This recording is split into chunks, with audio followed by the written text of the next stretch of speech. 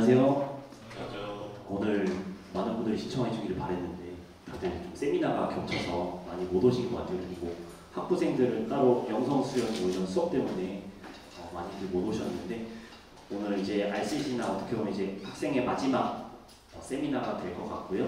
오늘 김정현 교수님 모셨는데 김정현 교수님 통해서 많은 학문의 시간을 가졌으면 좋겠습니다. 이제 장재현 교수님께서 나와셔서 기도해 주시겠습니다.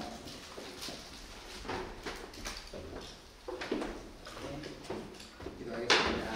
아버지 하나님, 총대학원 학생회에서 귀한 김정현 교수님 모시고 포스트휴먼 시대 영성에 대해서 같이 고민해 보고자 합니다. 귀한 분 보내주셔서 감사드리고 이 시간 같이 고민하고 같이 논의하면서 앞으로 일어날 모든 일들에 대한 그것을 어떻게 영성적으로 해석하고 우리가 어떻게 대응할지에 대한 다양한 생각을 나누는 귀한 시간으로 하나님 이 시간 사용하여 주옵소서. 모든 수상 가운데 하나님께서 함께 하시니 싸우며 예수님의 이름으로 기도합니다.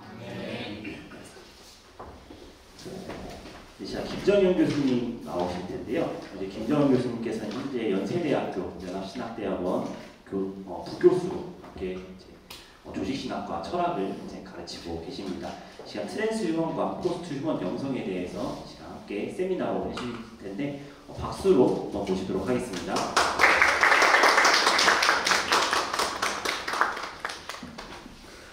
오늘 어떻게 준비되는 거예요? 네.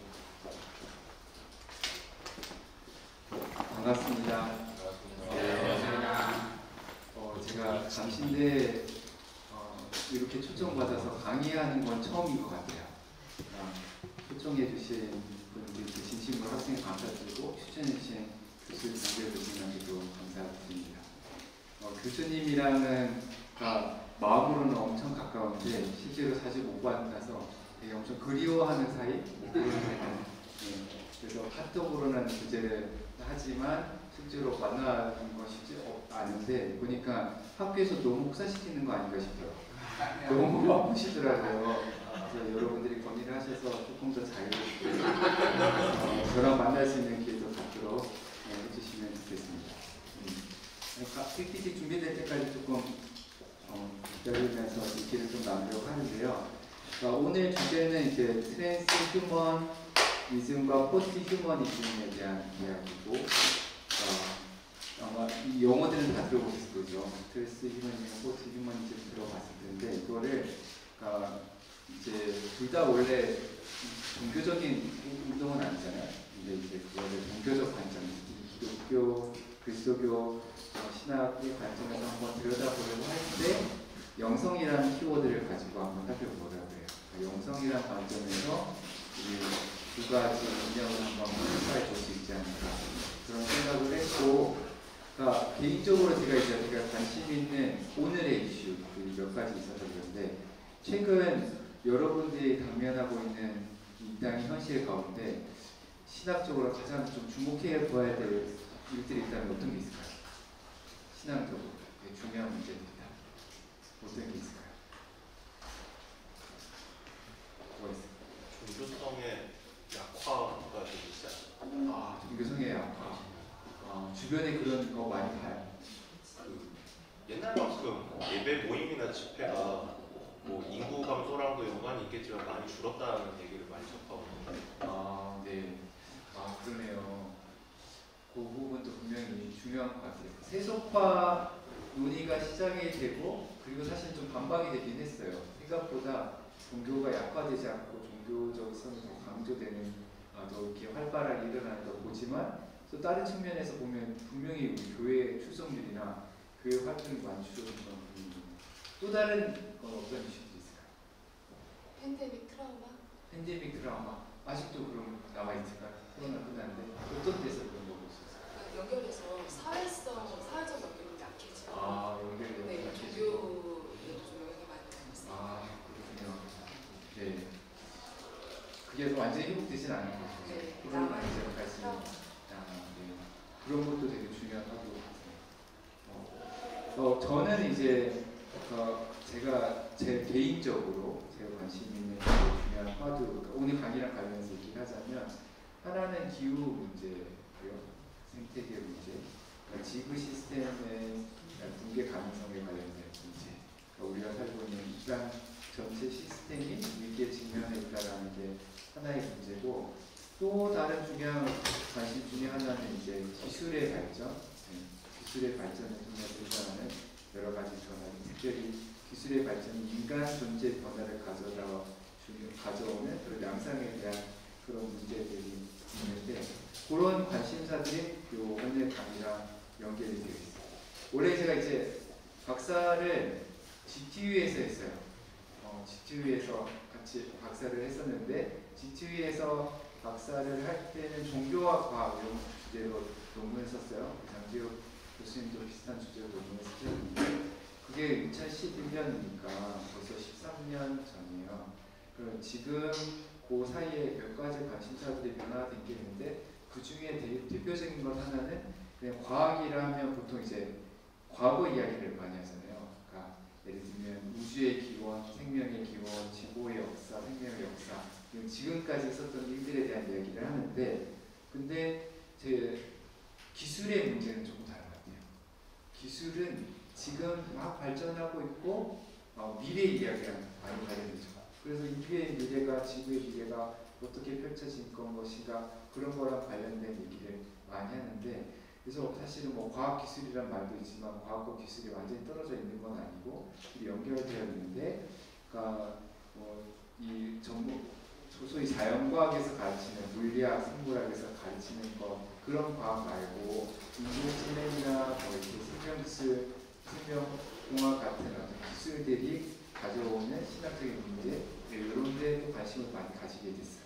그러니까 과학뿐만 아니라 기술과 관련된 문제도 되게 중요한 화두구나라는 생각을 하게 됐고, 두 가지 화두가 만나는 접점에 오늘 이야기가 좀 또 있습니다. 과학과 관련된 이야기도 있고 기술과 관련된 이야기, 그런 이야기를 좀 살펴보려고 합니다. 준비가 잘 안 되네요.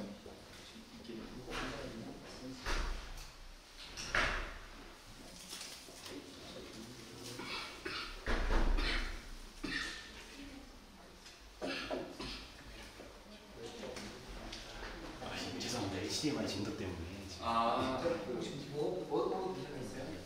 제가 지금 노트북 가지러 와가지고 한 명이 연결되는 네, 연결되는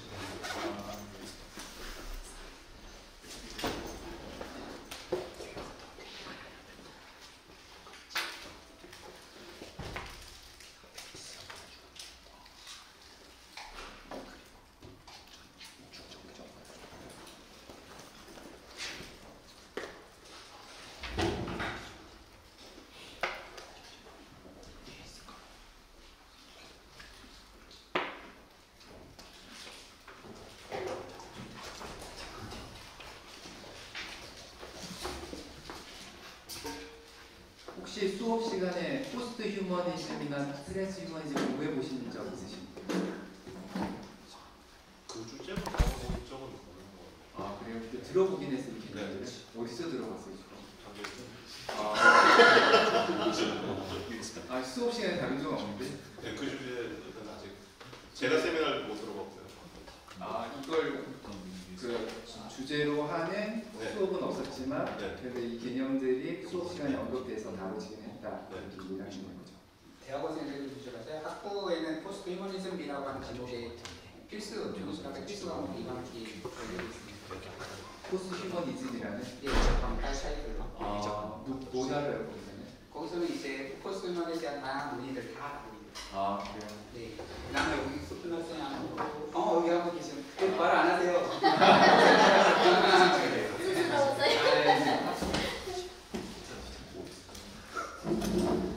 제가 넘기면 좋을 것 같아요. 여기다 주시면 괜찮으세요? 네, 그러면은 너무 힘든가요? 아니요, 저 보셔야 돼요. 3만이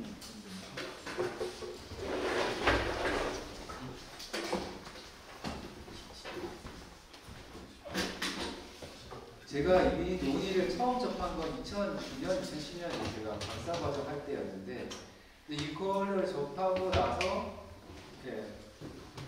제가 이제 저는 캘리포니아의 버클리에서 이 논의를 처음에 접했고, 그리고 나서 나중에 거기에 들어와서 공부를 하다 보니까 이 개념이 너무 혼란스럽더라고요. 그래서 오늘 이제 제가 여러분들과 함께 나누는 논의에서는 이 개념부터 설명을 조금 하고, 근데 이건 개념 정의가 사람마다 다 달라요. 아마 제가 얘기하는 게 강지호 교수님 얘기했던 거랑 좀 다를 수도 있어요. 그러니까 뭐 참고해 주시고, 예를 들면 제가 얼마 전에 10월 달에 서울대 홍성욱 교수님이랑 같이 NCCK에서 이 주제로 발표를 했었는데, 그때도 홍성욱 교수님이 사용하는 개념이랑 저도 조금씩 다르더라고요.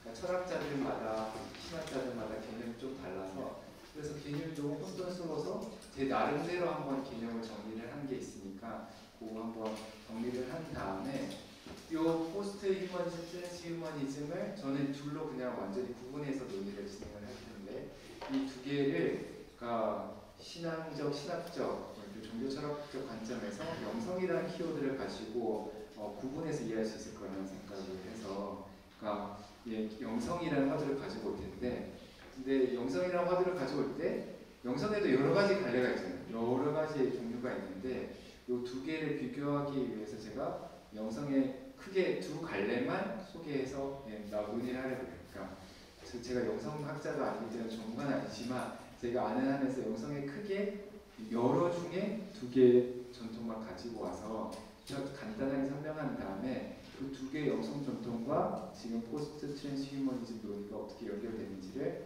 한번 설명해 보려고 합니다.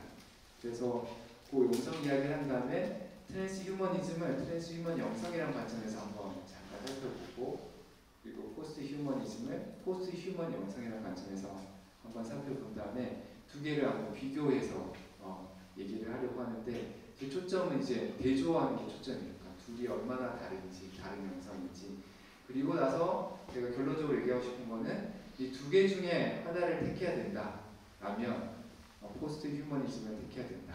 그 얘기를 제가 하고 싶은 거고, 그래서 포스트 휴먼 영성, 포스트 휴먼 감수성, 그게 우리 시대에 되게 요청이 되는 거다. 그리고 포스트 휴먼 영성, 포스트 휴먼 감수성의 관점에서 우리가 가지고 있는 전통적인 어떤 신학적 믿음, 소망, 사랑, 이런 믿음들도 재해석해서 새롭게 발전시킬 필요가 있다.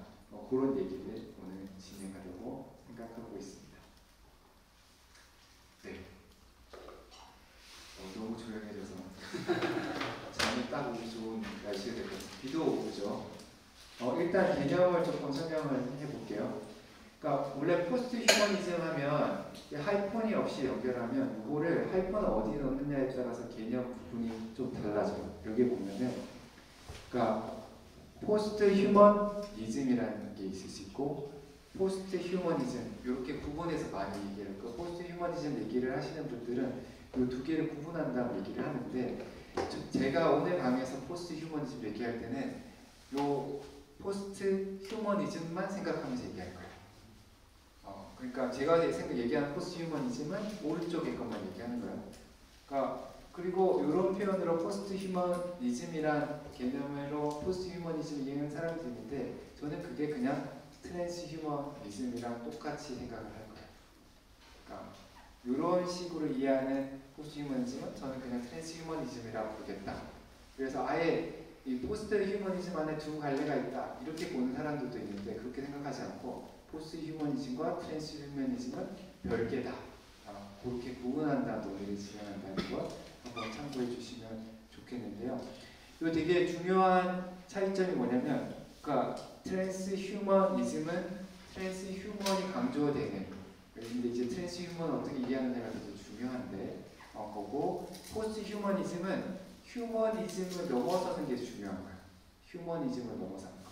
휴머니즘은 특별히 이제 르네상스 이후에 이 인간 중심주의랑 연결이 된 건데, 모든 인간이 아니고 아주 특정한 서양의 백인 남성 정상인 중심의 그런 인간 이해를 얘기를 해요. 그러니까 그러한 인간 이해를 넘어서려고 하는 모든 시도가 포스트 휴머니즘이에요. 이따가 말씀드리겠지만 휴머니즘은 기본적으로 인간의 자기, 나는 누구인가, 인간에 대한 이해가 전통적으로 있었는데 그걸 한번 새롭게 해보겠다.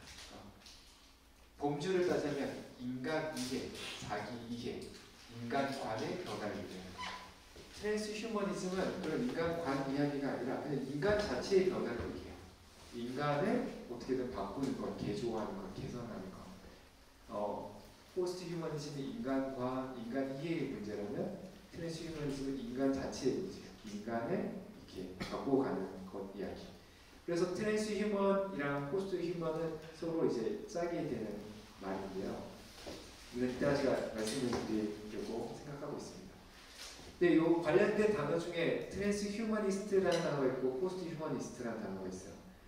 이것도 이제 명사로 쓰일 때가 있고 형용사로 사용될 때가 있거든요. 그 명사로 사용되면 어떤 거냐면 트랜스 휴머니즘을 자기의 인형으로 받아들인 사람이에요. 나는 트랜스 휴머니스트다. 그럼 트랜스 휴머니즘을 이 진리라고 추구할 만한 이념이라고 생각하는 사람이 트랜스 휴머니스트.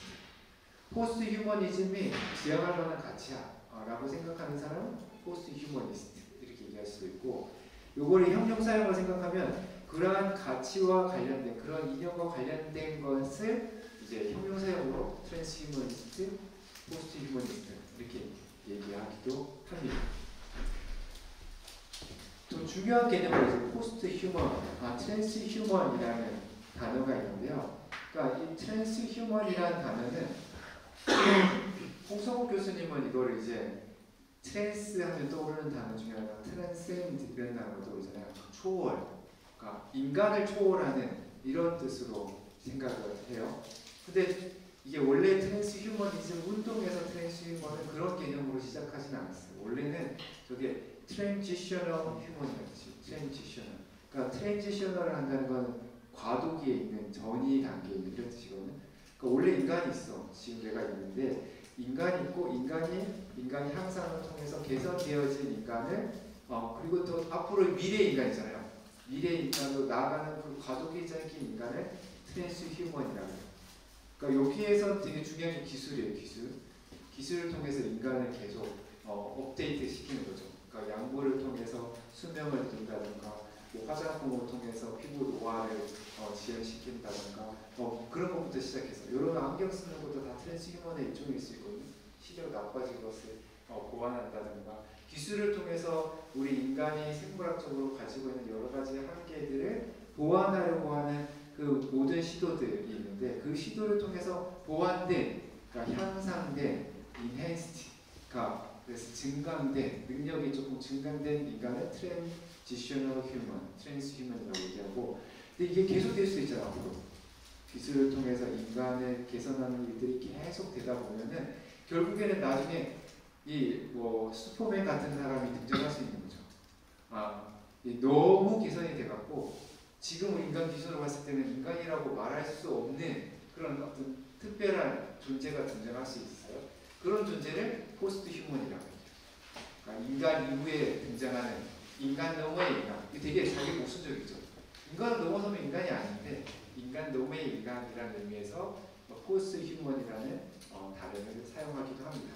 그러니까 원래 트랜스 휴먼이라는 단어는 지금의 휴먼과 앞으로 미래에 있을 포스트 휴먼 사이의 과도기적인 인간으로 트랜스 휴먼을 얘기를 하는 거고, 이 트랜스 휴먼의 역량, 존재 역량, 활동 역량을 계속 증가시켜야 된다. 그게 가능하기도 하고 바람직하다. 그렇게 가야지 된다라고 믿는 사람들이 이제 트랜스 휴머니스트. 그 사람을 가지고 있는 이념이 바로 트랜스 휴머니즘이다. 이렇게 생각하시면 될 것 같습니다. 그래서 명사형으로 트랜스 휴먼 하면은 이렇게 말하자면 이 과도기적인 인간, 기술을 통해서 이게 어느 정도 향상된 인간을 가리키는 개념이다. 아직 포스트 휴먼에 이르지는 못한 그 인간을 트랜스 휴먼이라고 얘기할 수 있고, 형용사용으로 얘기하면은 그런 인간과 관련된 거를 트랜스 휴먼이라고 얘기하는 거죠. 그런 과도기적 인간과 관련된 것들을 가르치는 그런 표현도 사용할 수 있습니다. 그런데 이제 포스트 휴먼의 리즘에서 포스트 휴먼은 여기에서 포스트 휴먼과는 좀 다른 거예요.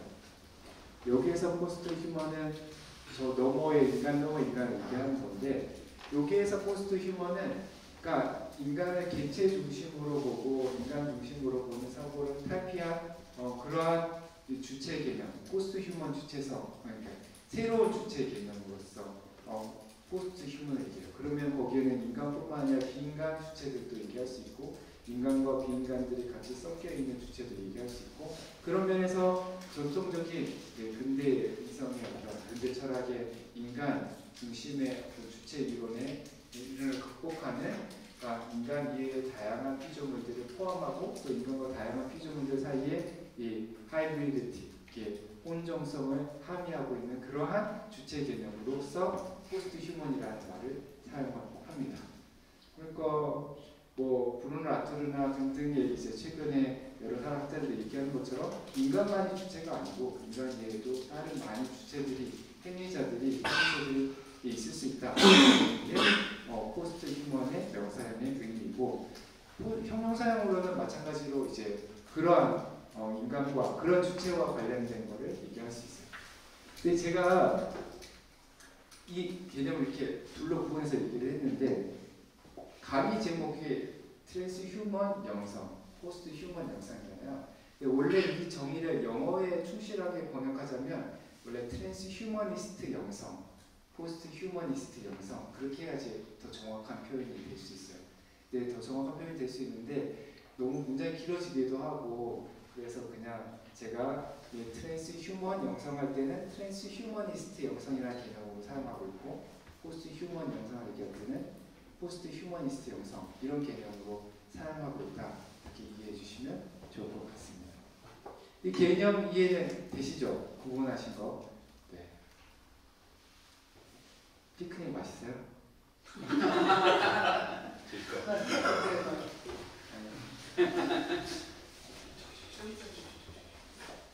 감사합니다. 시원해. 너무 빨간색이 눈에 띄어가지고. 제가 이제 연세대에 간 지 3년쯤 됐거든요. 그러니까 3년쯤 됐는데 원래 빨간색으로 자꾸 이렇게 가까이 하면 안 되는데 빨간색을 가까이 하면 안 되는데 위에는 파란색입니다. 위에는 파란색.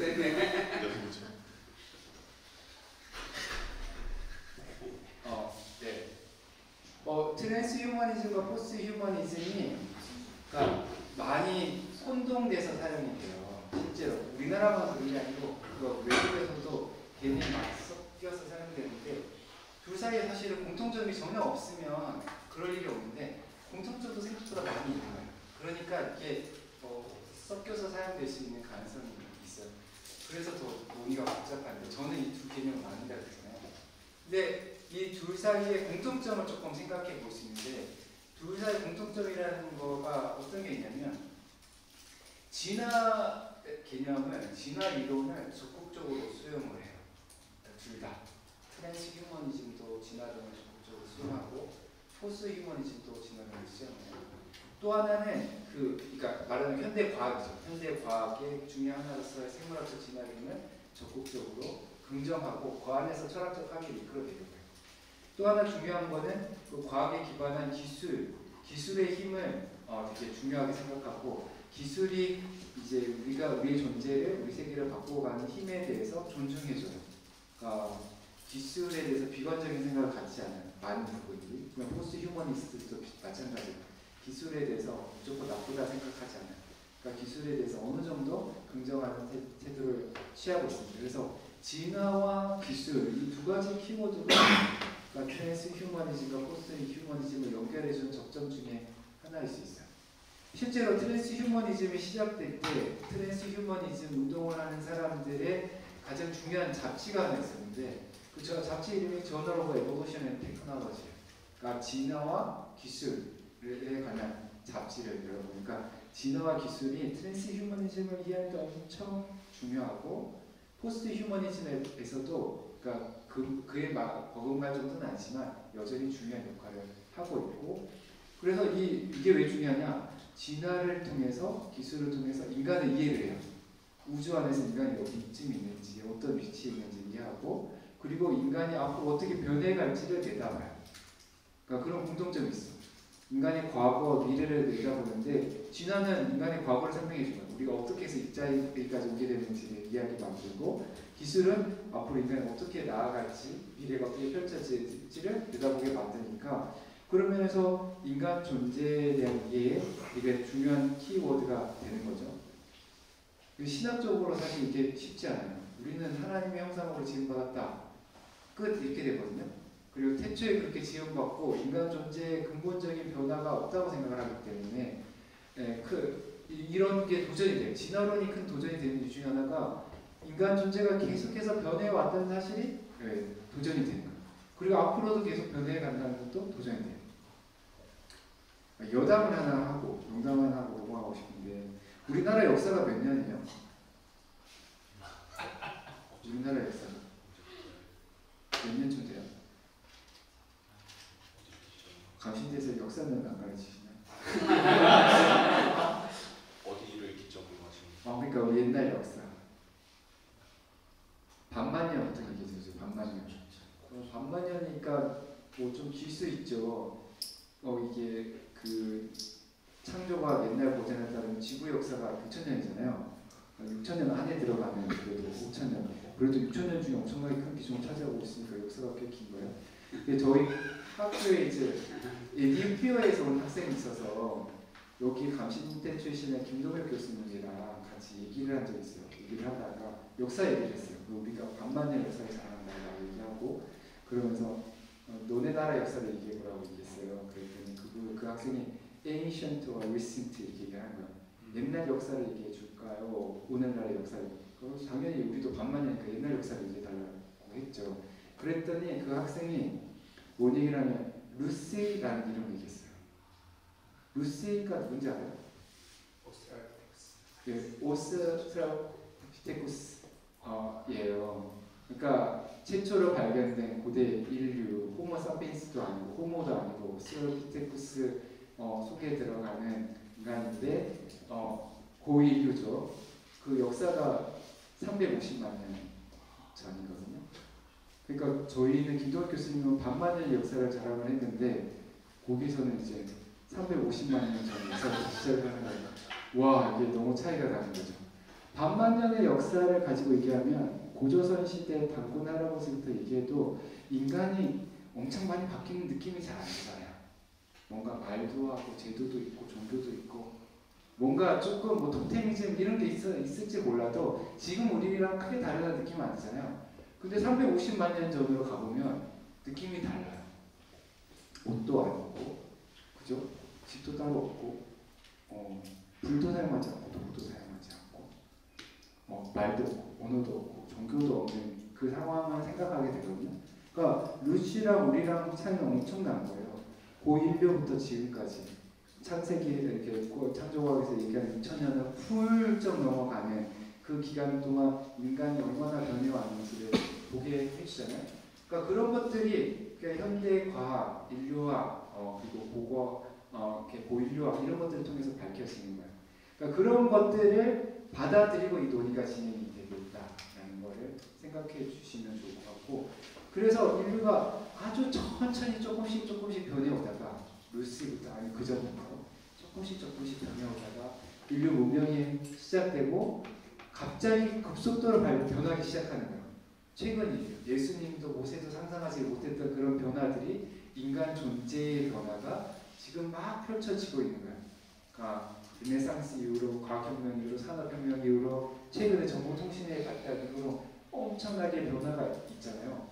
근데 이 과정들을 통시적으로 바라보면서 우리 인간이 계속해서 변하고 있구나, 변해왔구나, 앞으로도 변하겠구나, 어떻게 변하게 될까? 이런 관심이 이 두 개의 문제, 이 두 이념들의 기저에 깔려있는 생각이다라는 거죠. 그래서 전통적인 어떤 고정된 창조 개념으로는 이해하기 힘든 좀 역동적인 창조 개념, 계속적 창조 개념이 있어야 이렇게 대화가 가능한 그런 개념들이다. 그걸 참고로 말씀을 드리고, 이 공통점에도 불구하고 차이점이 사실 훨씬 크다고 말할 수 있는데, 아까도 말씀드렸지만 그게 범주가 다른 거예요. 트랜스 휴머니즘은 인간 자체가 관심이에요. 인간 자체가 어떻게 형성되어 왔는지 또 변화될지를 관심을 갖는 거예요. 그러니까 개개의 인간의 개념, 한 사람 한 사람의 인간의 역량이 어떻게 변해갈지. 지금 여러분 날 수가 없잖아요. 예를 들면 날 수 있는 인간, 지금은 100년, 120년 사는데 200년을 사는 인간, 뭐 이런 식으로 각각의 인간이 이때까지 살아왔던 삶의 방식, 존재 방식보다 더 다양하게, 더 풍성하게 이제 누릴 수 있는 그 미래를 생각하는 거가 이제 트랜스 휴머니즘이에요. 근데 포스트 휴머니즘은 인간 자신에게 관심이 있는 게 아니라 인간을 바라보는 관점에 관심이 있는 거예요. 그래서 그 전에는 인간과 그래서 인간 아닌 걸 구분하는 게 되게 중요했단 말이에요. 휴머니즘에 되게 중요한 거는 진짜 인간과 아닌 걸 구분하는 게 중요했거든요. 그러니까 진짜 인간과 진짜 인간이 아닌 것, 진짜 인간과 완전한 인간과 덜 된 인간을 구분하는 것. 그래서 여성은 덜 된 인간, 장애인, 그리고 유색 인종 이렇게 차별이 거기 안에 전제되어 있는 관점입니다. 그리고 인간과 다른 피조물들을 구분하는 것. 그래서 인간은 특별하게 창조됐고 인간은 특별하고 다른 피조물이랑 전혀 달라. 이런 생각들이 이제 이 전통적인 휴머니즘의 이제 되게 중요한 뿌리였다면 그러한 이게 인간 중심의 또 특정한 인간 중심의 차별을 배태하고 있는 그러한 이념에 대해서 비판적으로 생각하고 이 우주 안에서 세계 안에서 인간의 위상의 역할을 새롭게 보자라는 게 포스트 휴머니즘이에요. 인간을 어떻게 개조해서 바꾸는 게 아니라 기술을 통해서 개조해서 바꾸는 게 아니라 기술을 통해서 변해가는 인간이 이 우주 안에서 어떻게 위치하고 있는지를 다시 들여다보는 거예요. 그래서 초점은 뭐냐면 트랜스 휴머니즘은 기본적으로 지구가 우리한테 물려준 유산이 있어요. 이게 생물학적으로 우리가 물려받은 우리 의식을 갖게 된 건 되게 좋은 점인데 말고 생물학적인 진화 과정에서 어쩔 수 없이 우리가 갖게 된 한계들이 있어요. 우리는 늙어야 되고 늙을 수밖에 없고 우리 죽음을 피할 수밖에 없고 우리 병에 걸릴 수밖에 없고 뭐 이런 것들 그러한 생물학적인 한계들이 있는데 이거를 이때까지는 어쩔 수 없이 받아들이고 살아야 됐다면 숙명처럼 근데 기술이 이거를 극복할 수 있는 돌파구를 줄 수 있다. 그게 트랜스 휴머니즘을 주장하는 사람들의 가장 핵심적인 중요한 통찰이에요. 예를 들어서 우리 수명이 20세기 초반 100년 전이랑 비교하면 엄청나게 늘어났거든요. 평균 수명이 거의 2배 가까이 늘었어요. 근데 여기에는 우리의 의학기술의 발달, 인종보건의 발달 이런 게 다 연결이 돼 있잖아요. 인간의 기술이 와 우리 인류의 생명을 이렇게까지 늘릴 수 있구나. 인구를 이렇게까지 많이 늘릴 수도 있구나. 라는 것들을 보면서 기술의 힘을 믿게 될 수 있는 거죠. 기술의 힘. 그래서 기술을 통해서 우리가 이때까지 어쩔 수 없어 라고 받아들였던 그런 생물학적 한계들을 극복할 수도 있겠다. 그게 feasible하다. 그게 가능하다. 가능하고 또 하나는 desirable하다. 그게 극복하는 게 반드시 필요하다. 바람직하다라고 생각하는 게 트랜스 휴머니즘. 그래서 이건 전도자들이에요. 사실은 내가 종교가 아니라 그러는데 되게 트랜스 휴머니즘은 엄청 종교랑 가까워요. 유사 종교와 가까워요. 그래서 이게 인간의 구원의 미래라고 생각하는 거예요. 이 인간의 구원을 위해서 막 복음을 전해요. 우리가 기술에 투자하면 기술을 통해서 우리의 한계를 우리의 이 어려움들을 극복할 수 있어요. 돈을 주세요. 기술을 개발해서 여러분들을 구원시켜 드릴게요. 이런 게 이제 트랜스 휴머니스트 운동을 하는 사람들의 핵심 주장인 거죠.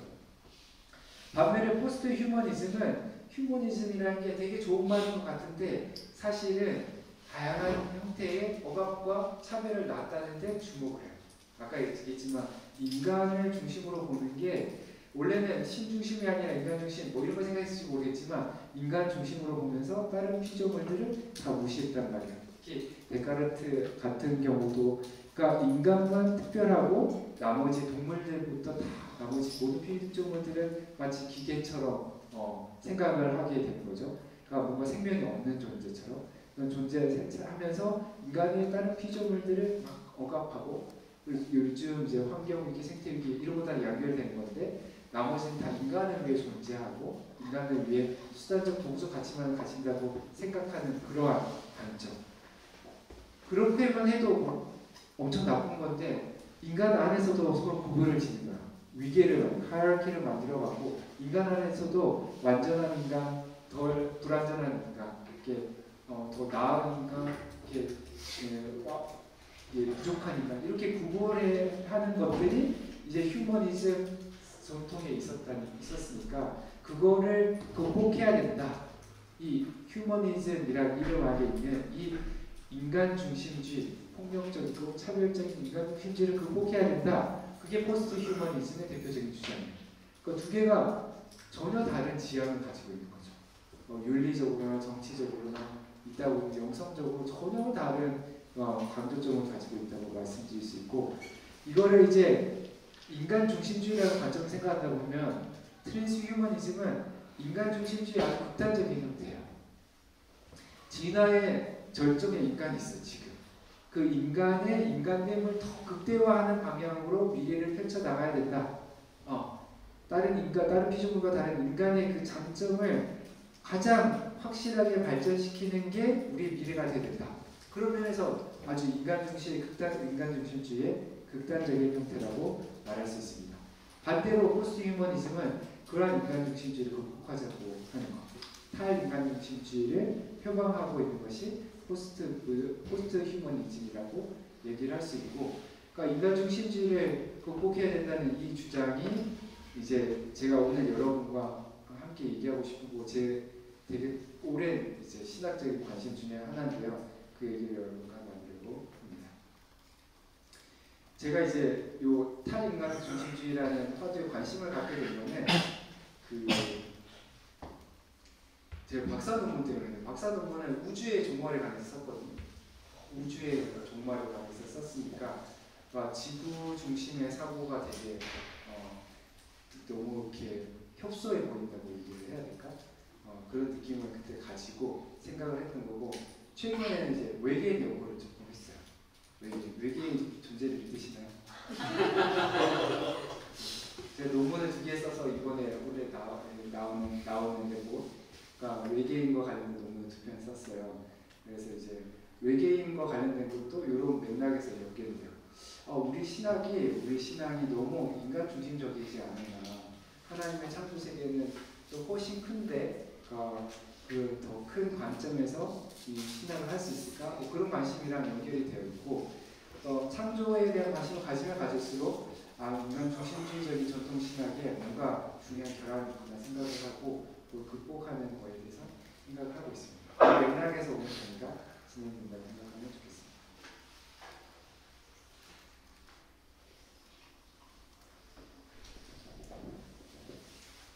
괜찮아요? 강의하는 거? 네, 그렇습니다. 너무 졸리지 않아요? 제가 원래 되게 졸리는 목소리거든요. 대학교 때 그 기독인 모임을 했는데 철학과에서 이런 강의실에서 이제 봄에 선배랑 후배랑 1대1로 성경 공부를 했어요. 제가 2학년인가 3학년 때인가? 그래서 제가 그때 1학년 여학생이랑 같이 성경 공부를 같이 했어요. 열심히, 정말 열심히 한참 말을 했는데 너무 조용한 거예요. 무슨 일이 있었을까요? 자고 있더라고요. 쉽지 않잖아요. 이렇게 이성 선배랑 같이 성경 공부하는데 졸고 있는데 너무 충격을 받고 나는 목사가 돼 있으면 없겠구나 그런 생각을 하고, 또 하나는 나도 모르는 마법의 능력이 있구나. 나도 모르게 오늘도 그 마법이 혹시나 이렇게 빠져나갈 수도 있습니다. 여러분 당황하지 마시고 놀라지 마시고 우리 강사님이 저런 마법의 능력이 있으셨구나 이렇게 생각하시면 됩니다. 지금 제가 포스트 휴머니즘, 트랜스휴머니즘 개념과 기본적인 사상을 간단하게 설명을 드렸는데, 영성과 관련해서 한번 생각을 해보면 크게 2가지를 한번 생각해 볼 수 있을 것 같아요. 근데 제가 아까도 얘기했지만 영성이 되게 다양한 관련이 있으니까 모두를 다 포괄하겠다는 생각은 아니고, 하나는 초월의 영성이라고 이름을 붙였고 다른 하나는 참여의 영성이라고 얘기를 붙였어요. 그러니까 뭐 초월과 내재 이런 개념을 많이 쓰는 초월과 내재 그런 게 있을 때 이 세상을 기준으로 세상을 초월하는 것, 그리고 세상에 참여하는 것, 세상 안으로 들어가는 것, 세상 바깥으로 나가는 것, 그 2가지로만 한번 기준으로 생각을 해봤는데, 오른쪽 그림을 보시면 사다리 타고 올라가는 것, 이런 거는 초월의 영성이랑 연결이 되고, 밑에 그림은 되게 지구 그림도 있고 숲도 있고 하늘도 있고 사람 그림도 있고 그림도 막 여러 가지 섞여 있는 그런 그림인데, 이거는 사람이 자연 안에 뗄 수 없이 연결되어 있다는 걸 보여주는 상징적인 그림으로 참여의 영성을 상징하는 이미지로 제가 한번 가지고 와봤습니다. 그래서 이 영성의 2가지 중에 하나로 이렇게 초월의 영성이라는 게 있는데, 그러니까 고대 우리 기독교 전통 안에서도 그렇고 다른 종교 전통도 마찬가지예요. 그러니까 사람이 자기의 영성 훈련을 통해서 뭔가 구원을 이루려고 할 때 취하는 되게 중요한 길 중에 하나가 이제 사다리 타고 올라가는 방식으로 가는 길이 있어요. 그러니까 사다리 타고 올라가서 신에게 더 가까이 가는, 궁극적 실제에 더 가까이 갈 수 있다고 믿는 그런 영성들이 있어요. 이거 되게 오래된 전통이에요. 그러니까 뭐 신플라토니즘주의 전통에서 따지자면 모든 피조물들이 일자로부터 신으로부터 유출돼서 나오잖아요. 근데 위로 유출되지 않고 아래로 유출되거든요. 그럼 아래로 위계 질서를 가지고 내려오면 이게 가치순이에요. 위에 있는 게 높은 가치고. 인간은 위에 신에게서 떨어져 나왔고 유출되다가 다시 돌아가는 게 구원인 거예요. 다시 돌아가는 거. 그러니까 올라갈 때 구원인 거예요. 신이랑 하나가 될 때, 일자랑 하나가 될 때 진정한 구원이 완성이 되는 거거든요. 그러니까 그러한 관점에서 추구하는 영성들이 있는 거죠. 우리도 기도할 때 하나님과 함께 있고 싶다거나 하나님과 하나가 되게 해달라거나 하나님처럼 된다거나 이런 것들이 다 이제 초월의 영성이랑 관련이 되는데, 그러니까 이 중요한 특징 중에 하나가 어떤 거냐면 약간 현실 도피적인 느낌이 있어요. 그러니까 우리가 직면에 있는, 우리가 밟고 있는 땅에서 이 현실을 보기보다는 넘어서려고 하는 거죠. 그러니까 이 땅의 현실은 뭐 중요하지 않다고 말하면 좀 그럴 수도 있겠지만 결국에는 나중에 부질없는 것, 지나가 버리는 것, 덧없는 것 이렇게 인식이 되는 것. 이거는 사실은 성서적인 전통보다는 플라톤 전통에 되게 가깝거든요. 변화하는 것과 영원한 것 사이에 변화하는 건 부질없고 영원한 게 진리다, 그리고 참되고 그리고 그렇게 생각하는 관점에서 보는 거랑 연결이 되어 있어요. 이게 우리 한국 교회도 아주 엄청나게 강력한 영향을 미치거든요. 그러니까 우리 한국 교회 구원의 영상하면 내세지향적이잖아요. 천국 가는 걸 얘기하는 거잖아요. 죽은 다음에 천국 가는 그 영상은 사실은 초월의 영상인 거예요. 이 땅에서 무슨 일이 펼쳐지든 별로 관심이 없는 거죠. 오히려 이 땅이 망하는 거를 기대하는 사람들도 많이 있어요. 감리교회는 잘 모르겠는데 장로교회는 그런 사람들이 좀 많이 있어요. 그러니까 예를 들면은 이제 이 세상이 예를 들면 우크라이나 전쟁처럼 전쟁이 터지고 기후위기가 생기고 이런 거는 이제 예수님이 재림할 징조라는 거죠. 그런 거를 막을 필요가 없는 거예요. 막으면 하나님의 뜻을 가로막는 방해하는 사람이 되는 거예요. 이런 일들을 통해서 이제 세상이 망할 때 예수님이 재림하시니까 뭐 그런 생각을 가지고 있는 거예요. 이 세상은 그러니까 희망을 줄 곳이 아닌 거죠. 하나님 결국에 버리게 됩니다. 철로역정이라는 책 읽어보신 적 있으세요? 네. 철로역정 주인공이 원래 살던 도시가 있잖아요. 성 이름 뭐예요? 기억나세요? 주인공을 살던 성?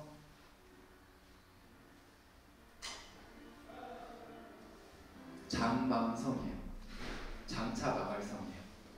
그러니까 세상이 그런 거예요. 장차 망할 미래를 두면 안 되는 거예요. 진짜 구원 얻으려면 얼른 빨리 떠나야 돼요. 그리고 천국으로 가야 돼요. 그러니까 그러한 생각을 가지고 세계를 보고 그런 생각을 보고 신앙을 이해하는 사람들이 되게 많이 있는 거죠. 그래서 이거를 조금 개념적으로 설명하면 진짜 구원이 뭐냐라고 얘기할 때 세상으로부터의 구원이다. 세상으로부터 벗어나는 구원이다. 세상으로부터 바깥으로 나갈 때 진정한 구원을 얻을 수 있다. 세상을 초월해야 참대한 구원이 가능하다. 이런 생각으로 가지고 있는 거죠. 우리의 몸, 우리가 밟고 있는 땅, 이 한계를 넘어서는 것, 극복하는 것, 거기에서 구원을 찾으려고 하는 것들이 이 초월의 영성에 해당된다고 말할 수 있습니다. 근데 기독교 전통 안에는 그런 영성만 있는 게 아니에요. 근데 아까 제가 기독교 얘기만 했는데 다른 종교 전통도 비슷한 게 있어요. 여러분 절에 가보신 적 있어요? 절이 어디 있어요? 산에 있죠. 산에 올라가면 절에 가장 중요한 대웅전 같은 게 산에 어디쯤에 있는지 알아요? 절 안에서도 가장 높은 데 있어요. 계속 올라가야 돼. 이 문경에가 있는 절에 가보면 산을 계속 올라가서 절 입구에 가면 거기서부터 계속 올라가야지 이 대웅전에 올라갈 수 있는 거니까 이 절에 올라가는 속세로부터 떠나가는 이 과정을 통해서 자기를 연단하는 거예요. 그러니까 그런 영성이 기독교 안에만 있는 게 아니라 되게 다양한 전통에도 있는데 기독교 전통 안에서 보면 그런 영성, 아까 내세지향적인 초월 영성만 있는 게 아니라 되게 참여적인 영성도 있어요. 절이랑 비교하면 교회는 상대적으로 세상 한복판에 있어요. 마을 광장 한복판에 있어요. 그러니까 그런 면에서 이렇게 기독교의 기본 정신이 그 지리적인 위치에서 상징적으로 표현되고 있거든요. 그걸 우리가 완전히 구현해내지를 못하더라도, 그러니까 우리는 세상 참여적인 영성이 이제 있다고 말할 수 있고, 그게 기독교 정성이 그리스도의 영성의 한 부분이라고 말할 수 있어요. 세상에 참여하고 세상을 변혁시키려고 하는 그런 영성이 있는 거죠. 생태 영성이 그런 거고, 생태 신학, 민중 신학이 그런 거예요. 그런 것들이 이 땅에 고통받는 사람들, 민중들, 피조물들, 그리고 함께 아파하고 그들이 더 이상 고통받지 않은 세상을 만들 수 있고 만들어야 한다고 생각하는 그런 입장. 이 현실을 망할 세상이니까 내버려 두고 떠나야 된다고 생각하는 게 아니라 이 어려운 고통 속에 있는 이 현실이 하나님이 사랑하시는 세상이고 하나님 바꾸기 원하신다고 믿기 때문에 이 현실의 변혁을 위해 뛰어드는 영성을 얘기할 수 있는 거죠. 이거는 이제 또 개념적인 용어로 얘기하면 세계의 구원을 얘기해요. 앞에 게 salvation from the world, 세상으로부터, from의 구원이라는 영상 구원을 얘기한다면 이거는 salvation of the world, 세상의 구원, 세계의 구원을 얘기하는 영성인 거죠. 그러니까 이게 참여하는 세상의 구원을 위해서 세상의 몸소 참여하는 영성이라고 말할 수 있고, 이 두 가지가 이제 그리스도교 전통 안에 둘 다 있어요. 그러니까 이거 기질적으로 사람마다 좀 차이가 있어요. 어떤 사람은 초월의 영성을 조금 더 강조하는 사람이 있고, 선호하는 사람이 있고, 어떤 사람은 참여 영성을 선호하는 사람들이 있어요. 기질적으로 좀 차이가 있고, 아니면 교회의 전통에서도 좀 차이가 있기도 하고 그렇습니다. 근데 이게 포 센트마이어라고 미국의 이제 루터교 신학자가 이런 책을 썼는데, 이렇게 생태 문제와 관련해서 기독교 사상을 연구하다가 이 기독교 전통 안에 이 두 가지 영성이 같이 있다라는 걸 얘기했어요. 그분이 이제 사용한 표현을 쓰면 그리스도교 전통 안에는 성경도 그렇고 그리스도교 사상 전통 안에서는 신령적 모티브, 스피리추얼 모티브도 있고 그리고 생태적 모티브, 이카로지컬 모티브도 있다. 그러니까 구원과 관련해서 상승하려고 하는 상승의 의유가 있다. 그러니까 예루살렘 같이처럼 산 위에 있는 거, 하나님에게로 더 나아가려고 하는 거, 하나님에게로 올라가려는 거, 영성의 사다리를 타야 된다는 거, 이런 상승의 의미를 가지고 구원을 설명하고 있는 그런 전통의 하나인가 하면, 다른 한편으로는 이 땅을 축복하시고 이 땅에 풍요를 선물하시는 그런 이미지들이 있는 거예요. 가나안 땅도 땅의 비옥한 땅을 얘기를 하잖아요. 그리고 이사야가 보는 비전에서도 그러니까 이 땅의 여러 피조물들이 함께 평화롭게 살아가는 그런 세상을 얘기를 하거든요. 그러니까 이 땅을 벗어나서 하나님과 함께 있는 걸 그리는 그림도 있지만, 이 땅에서 피조물들이 함께 더불어서 평화롭게 살아가는 미래에 대한 그런 그림도 있단 말이에요. 그 두 가지가 같이 공존하고 있다. 그래서 기독교 생태신학이 그래서 어렵다. 이 두 가지 모티브가 같이 공존하고 있기 때문에 사실은 기독교가 예를 들면 환경 파괴의 주범이다라고 말할 때 아니다, 좀 그렇지 않다 말하기 되게 곤란하잖아요. 우리가 어느 정도 잘못하는 게 분명히 있고, 실제로 한국 교회를 보면 너무 그런 것 같거든요. 한국 교회 가서 환경 문제 얘기를 하면 별로 공감을 못 하잖아요. 기후 문제 우리 선교적 과제예요. 공감 못해요. 영혼 구원을 얘기를 하고 교회 성장을 이야기 성도들이 공감을 하지, 기후 문제는 생태 문제가 신학적인 문제예요, 신앙의 문제예요, 선교의 과제예요, 잘 공감 못하잖아요. 이런 전통이 다 연결이 되어 있기 때문에 그렇습니다.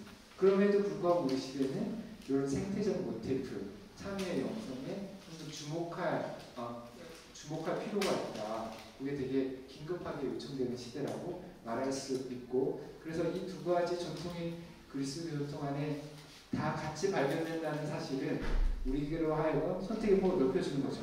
그러니까 참여의 영성, 이 생태적 모티프를 조금 더 강조해서 발굴하고 적극적으로 널리 소개할 필요가 있다, 이렇게 말씀드릴 수도 있습니다.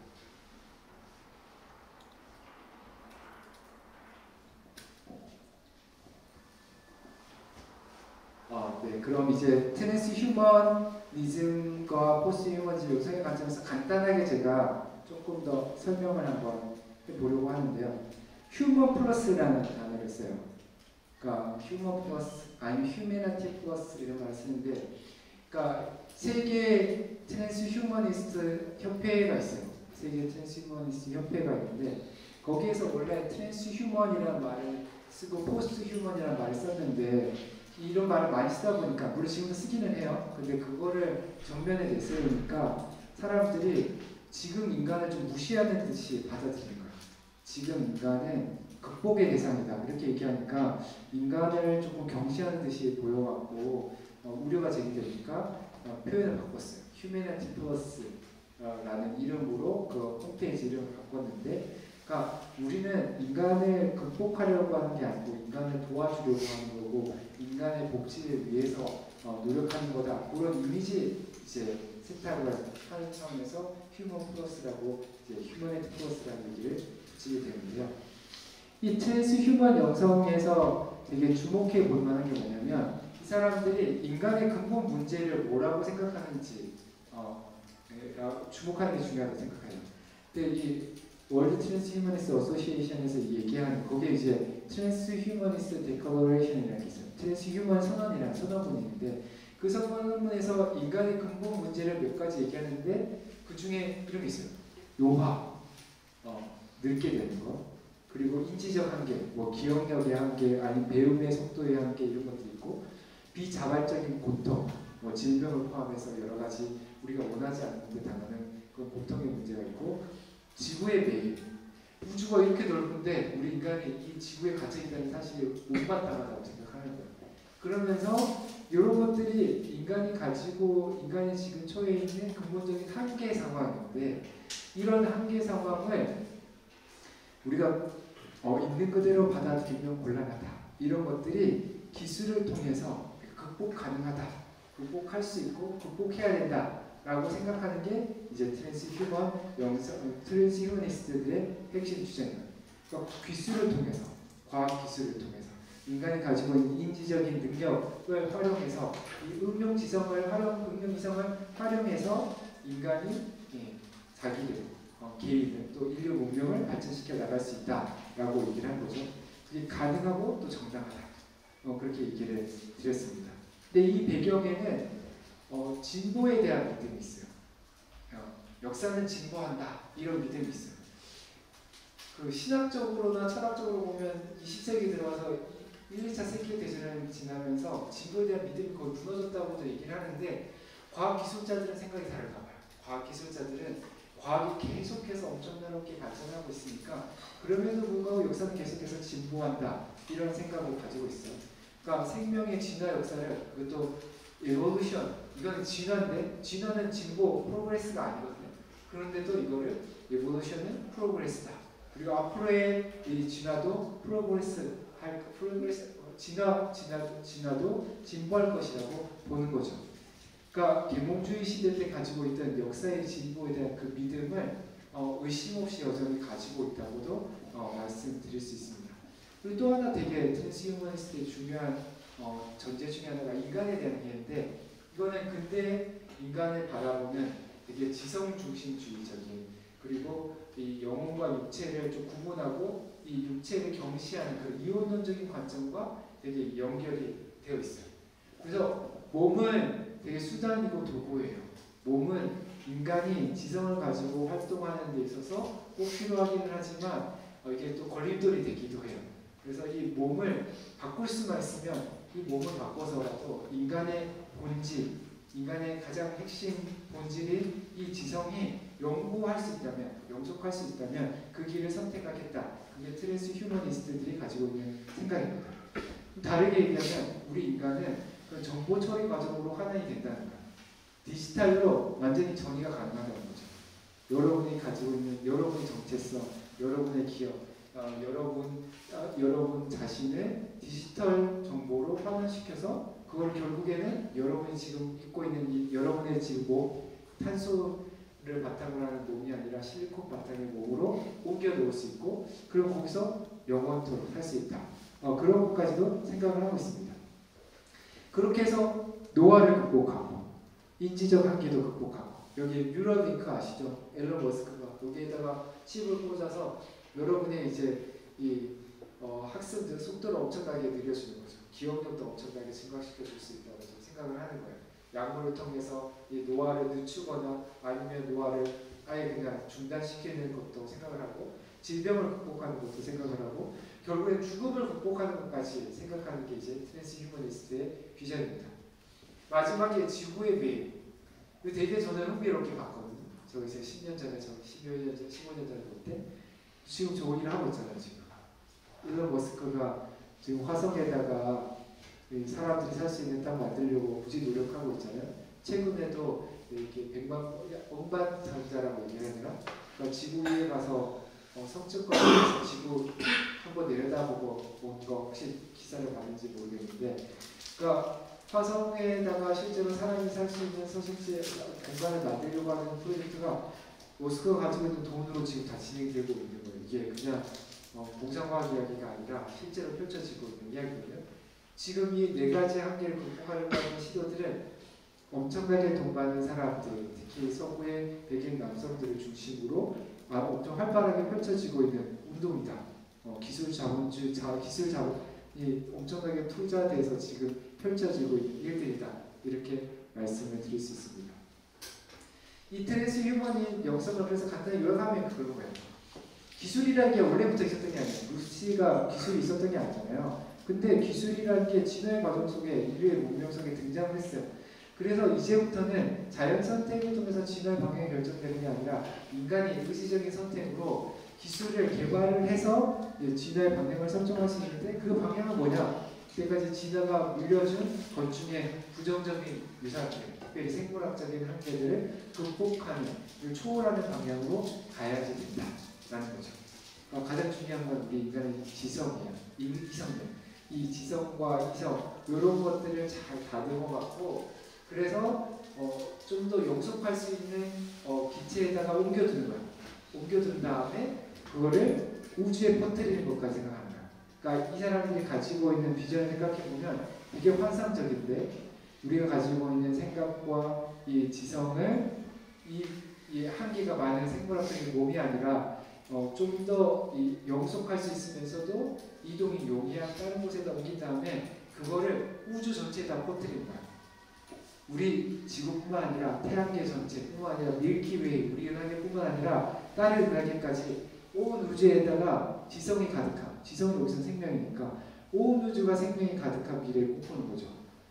일본들이 창세기를 엄청나게 창의적으로 해서 생육하고 번성한 땅에 충만하라. 그 땅을 지구만이라고 생각하는 게 아니에요. 온 우주를 생명으로, 지성으로 가득 채우는 꿈을 꾸고 있는 거예요. 너무 성경적인가요? 그러니까 그런 꿈을 가지고 있는 사람들이 이제 트랜스휴머니스트들인 거예요. 근데 이 영성을 간만에 기독교 영성과 비교해보면 이런 게 있어요. 되게 흥미로운데, 인간의 근본 문제에 있어서 그리스도교 영성에 주목하는 핵심 문제가 뭐예요? 그리스도교 영성은 인간의 핵심 문제를 어디서 찾아요? 인간의 죄에서 찾고, 죄 문제가 전혀 언급이 안 돼요. 죄 문제가 전혀 언급이 안 되고 있다는 문제가 있고, 하나님 언급 안 하죠. 하나님 없이 인간 힘으로 구원할 수 있다고 생각하는 거죠. 자력 구원이에요. 운총을 위한 타력 구원이 아니라 자력 구원을 하고, 그 자력 구원의 핵심은 기술인 거죠. 인간의 응용 이성이 이걸 가능하게 한다라는 걸 가지고 있는, 인간의 힘을 믿는 거예요. 우리가 할 수 있어. 우리가 우리 힘으로 구원을 이룰 수 있어. 그리고 그 문제는 우리가 극복할 수 있는 문제야 라고 이렇게 이 큰 이야기가 전개되는데, 거기에는 그리스도교에서 얘기하는 죄와 구원의 문제는 여기서 빠져있다 라고 말할 수 있죠. 어떻게 보면은 우리가 겪는 보통 사람들이 생각할 때 이게 어려움이지, 한계지 라고 말하는 건 잘 짚어냈지만, 그리스도교 신학이 통찰하고 있는 인간 조건의 더 근원적인 문제는 도외시하고 있는, 약간 피상적인 접근이다 이렇게 말할 수도 있어요. 결국에 기술 자본을 통해서 이 모든 일을 이룬다고 하더라도 죄가 사라지지 않거든요. 이 모든 과정 속에 죄가 끼어들 거거든요. 화성에다가 뭔가를 짓는다 하더라도 거기에는 죄가 거기에도 연결될 거거든요. 생명이 가는 것, 지성이 가는 것 모두에 다 죄가 함께 연결될 거라고. 그러니까 죄의 문제를 다루지 못하는 이제 근본적인 한계가 있고, 하나님의 은총에 대한 인간을 전혀 마련해 주지 못한 한계도 있다. 이렇게 말씀드릴 수도 있을 것 같습니다. 다음으로 이제 포스트 휴먼 영성을 한번 살펴볼 텐데요. 포스트 휴먼 영성의 되게 기본적인 전제는 이런 거예요. 인간과 비인간을 구분하고 인간은 다른 피조물과는 다른 독특한 특별한 존재야라는 생각을 포기하는 거예요. 그리고 유기체, 생명체와 비유기체, 생명이 아닌 것들 사이에 근본적인 구분이 있다는 생각도 버리고 남성, 여성, 장애인, 비장애인 뭐 이런 것에 대한 이분법적 사고의 해체를 이제 주장을 하는데요. 존재의 대연세라는 걸 들어본 적 있어요. 존재의 대연세. The Great Chain of Being이라고 얘기를 하는데 뭐 거슬러 올라가자면 성서적으로는 아주 희미하게 있고 아리스토텔레스 앞에서 발견되는 게 있어요. 아리스토텔레스가 영혼에 대해서 이제 책을 쓸 때 거기에서 보면은 이상에 존재하는 피조물들을 구분하거든요. 그 피조물들 중에 거기서 피조물을 많이 쓰진 않지만 존재자들 중에 가장 위에는 사람이 있긴 있어요. 사람은 이제 동물인데 생각을 하는 거예요. 움직일 수도 있고 그리고 생각도 하는 이게 생명체인 거예요. 그런 용어를 가지고 있어요. 그런데 이 동물은 움직이기는 하지만 생각은 못하는 생명체예요. 식물은 움직이지는 못하지만 살아있는 생명체예요. 그리고 미네랄은 움직이지도 못하고 살아있지도 않은 그런 존재자들. 그걸 구분을 해요. 각각의 범주를 구분한 다음에 위계질서로 만들어놔요. 그래서 이게 더 존귀하고 더 가치 있는 것, 그리고 덜 존귀하고 덜 가치 있는 것, 이런 것들을 구분하는 거죠. 이런 것들이 신플라톤주의 오면 일자로부터 유출되는 것 중에 인간이 가장 고귀하고 그 다음부터는 뭐 다른 이제 동물, 식물, 광물 이런 식으로 이 존재 하이라키가 만들어지는데 이 위계적 질서의 세계관이 여전히 우리 안에 있어요. 그거를 이제 해체하고자 하는 게 포스트 휴머니즘의 되게 중요한 특징이에요. 교회 안에도 있어요. 이건 교회 안에서 더 강해요. 교회 안에서 진화론에 대해서 반대하는 가장 큰 이유 중에 하나는 뭐냐면 진화론을 받아들이면 인간이 다른 동물들이랑 친척 관계가 형성되니까 인간이 너무 존엄성이 훼손된다고 생각하는 거예요. 인간이 다른 피조물과 다르게 우리를 특별하게 창조됐는데 이런 생각을 가지고 우리만 하나님의 형상인데 뭐 이런 생각을 가지고 있는데 그런 게 다 깨진다고 생각을 하는 거예요. 우리만 특별한데 우리가 창조의 왕관인데 이런 생각을 가지고 있는데 그런 것들이 깨지는 거죠. 근데 그거를 깨는 게 참 어려워요. 그게 생각이 참 어렵고 근데 우리 시대는 그게 깨져야지만 답이 있을 것 같은 시대거든요. 그래서 여러 가지로 이 문제들을 그러니까 철학적으로도 저는 개인적으로 신학적으로 종교 철학적으로 접근을 하고 있는데 그걸 하기 위해서 이제 이 포스트 휴머니즘을 주장하는 사람들이 되게 주목하는 것 중에 하나는 존재론의 재구성이에요. 존재론. 전에는 고립된 개체 중심의 존재론이에요. 각각의 낱낱의 개체가 다른 개체들이랑 구분되는 각자만의 고유한 가치를 가지고 있다는 생각을 가지고 있었는데 그게 아니라 이 낱낱의 개체가 고립돼서 존재하지 않고 상호 연결된 그물망 속에 존재하고 서로 상호 의존 관계 속에 뗄 수 없이 서로 얽혀있다라는 이 관계 중심의 존재론으로 변화를 이렇게 시도를 해요. 그러면서 이제 인간이 제일 위에 있다라는 생각 그리고 인간 안에서도 차별이 있다는 생각을 조금 극복하기 시작합니다. 이 개체 중심에서 관계 중심으로 이거는 뭐 과정 사상가들도 많이 얘기하고 최근에 다양한 이제 신유물론이나 사회적 실제론이나 이런 데서 엄청 얘기 많이 하는 건데 되게 중요한 키워드가 얽힘이에요. 얽힘, 인탱글먼트, 상호 얽힘, 관계 이런 것들이 되게 중요하거든요. 그리고 그 안에서 이제 강조되는 단어 중에 하나가 공동이라는 단어예요. 공동 존재, 공존한다. 우리가 서로 공존한다. 사람들끼리 공존할 뿐만 아니라 사람들이 다른 피조물들, 식물들, 동물들과 함께 공존하고 있다. 공생 발생. 우리가 독자적으로 특별 창조돼서 존재하는 게 아니라 이 여러 피조물들이 공진화하는 과정 중에 또 공생 발생하는 과정 중에 세포들도 등장하고 다양한 새로운 생명체도 등장하고 인간도 등장했다. 공생 발생, 공진화 이런 것들. 그리고 인간이 서로 간에 또 인간이 다른 피조물들과 서로 협력해갖고 새로운 것들을 새로운 문화를 문명을 새로운 세계를 만들고 있다. 공동으로 활동하고 있고 공동으로 창조하고 있고 공동으로 생산하고 있다. 이런 개념들 그러니까 공동이라는 단어를 중심으로 상호 얽힘, 상호 의존의 관계 속에서 이렇게 관계로 이 세계를 보는 그런 관점들이 이제 되게 중요하게 강조가 되면서 나 홀로 존재하지 않아라는 것들을 생각합니다. 나 홀로 존재하지 않아. 인간을 볼 때도 인간이 완전히 순수하게 인간인 것 같지 인간이 순수하게 인간만 있지 않아. 인간은 이미 인간 아닌 존재들과 이미 얽혀서 인간으로 존재하고 그렇기 때문에 인간 자체들과 빼고 인간으로 살 수는 없는 거야. 인간도 관계 속에 푹 절어 있는 거야. 이런 생각들을 가지고 있습니다. 예를 들면 이렇게 얘기를 해요.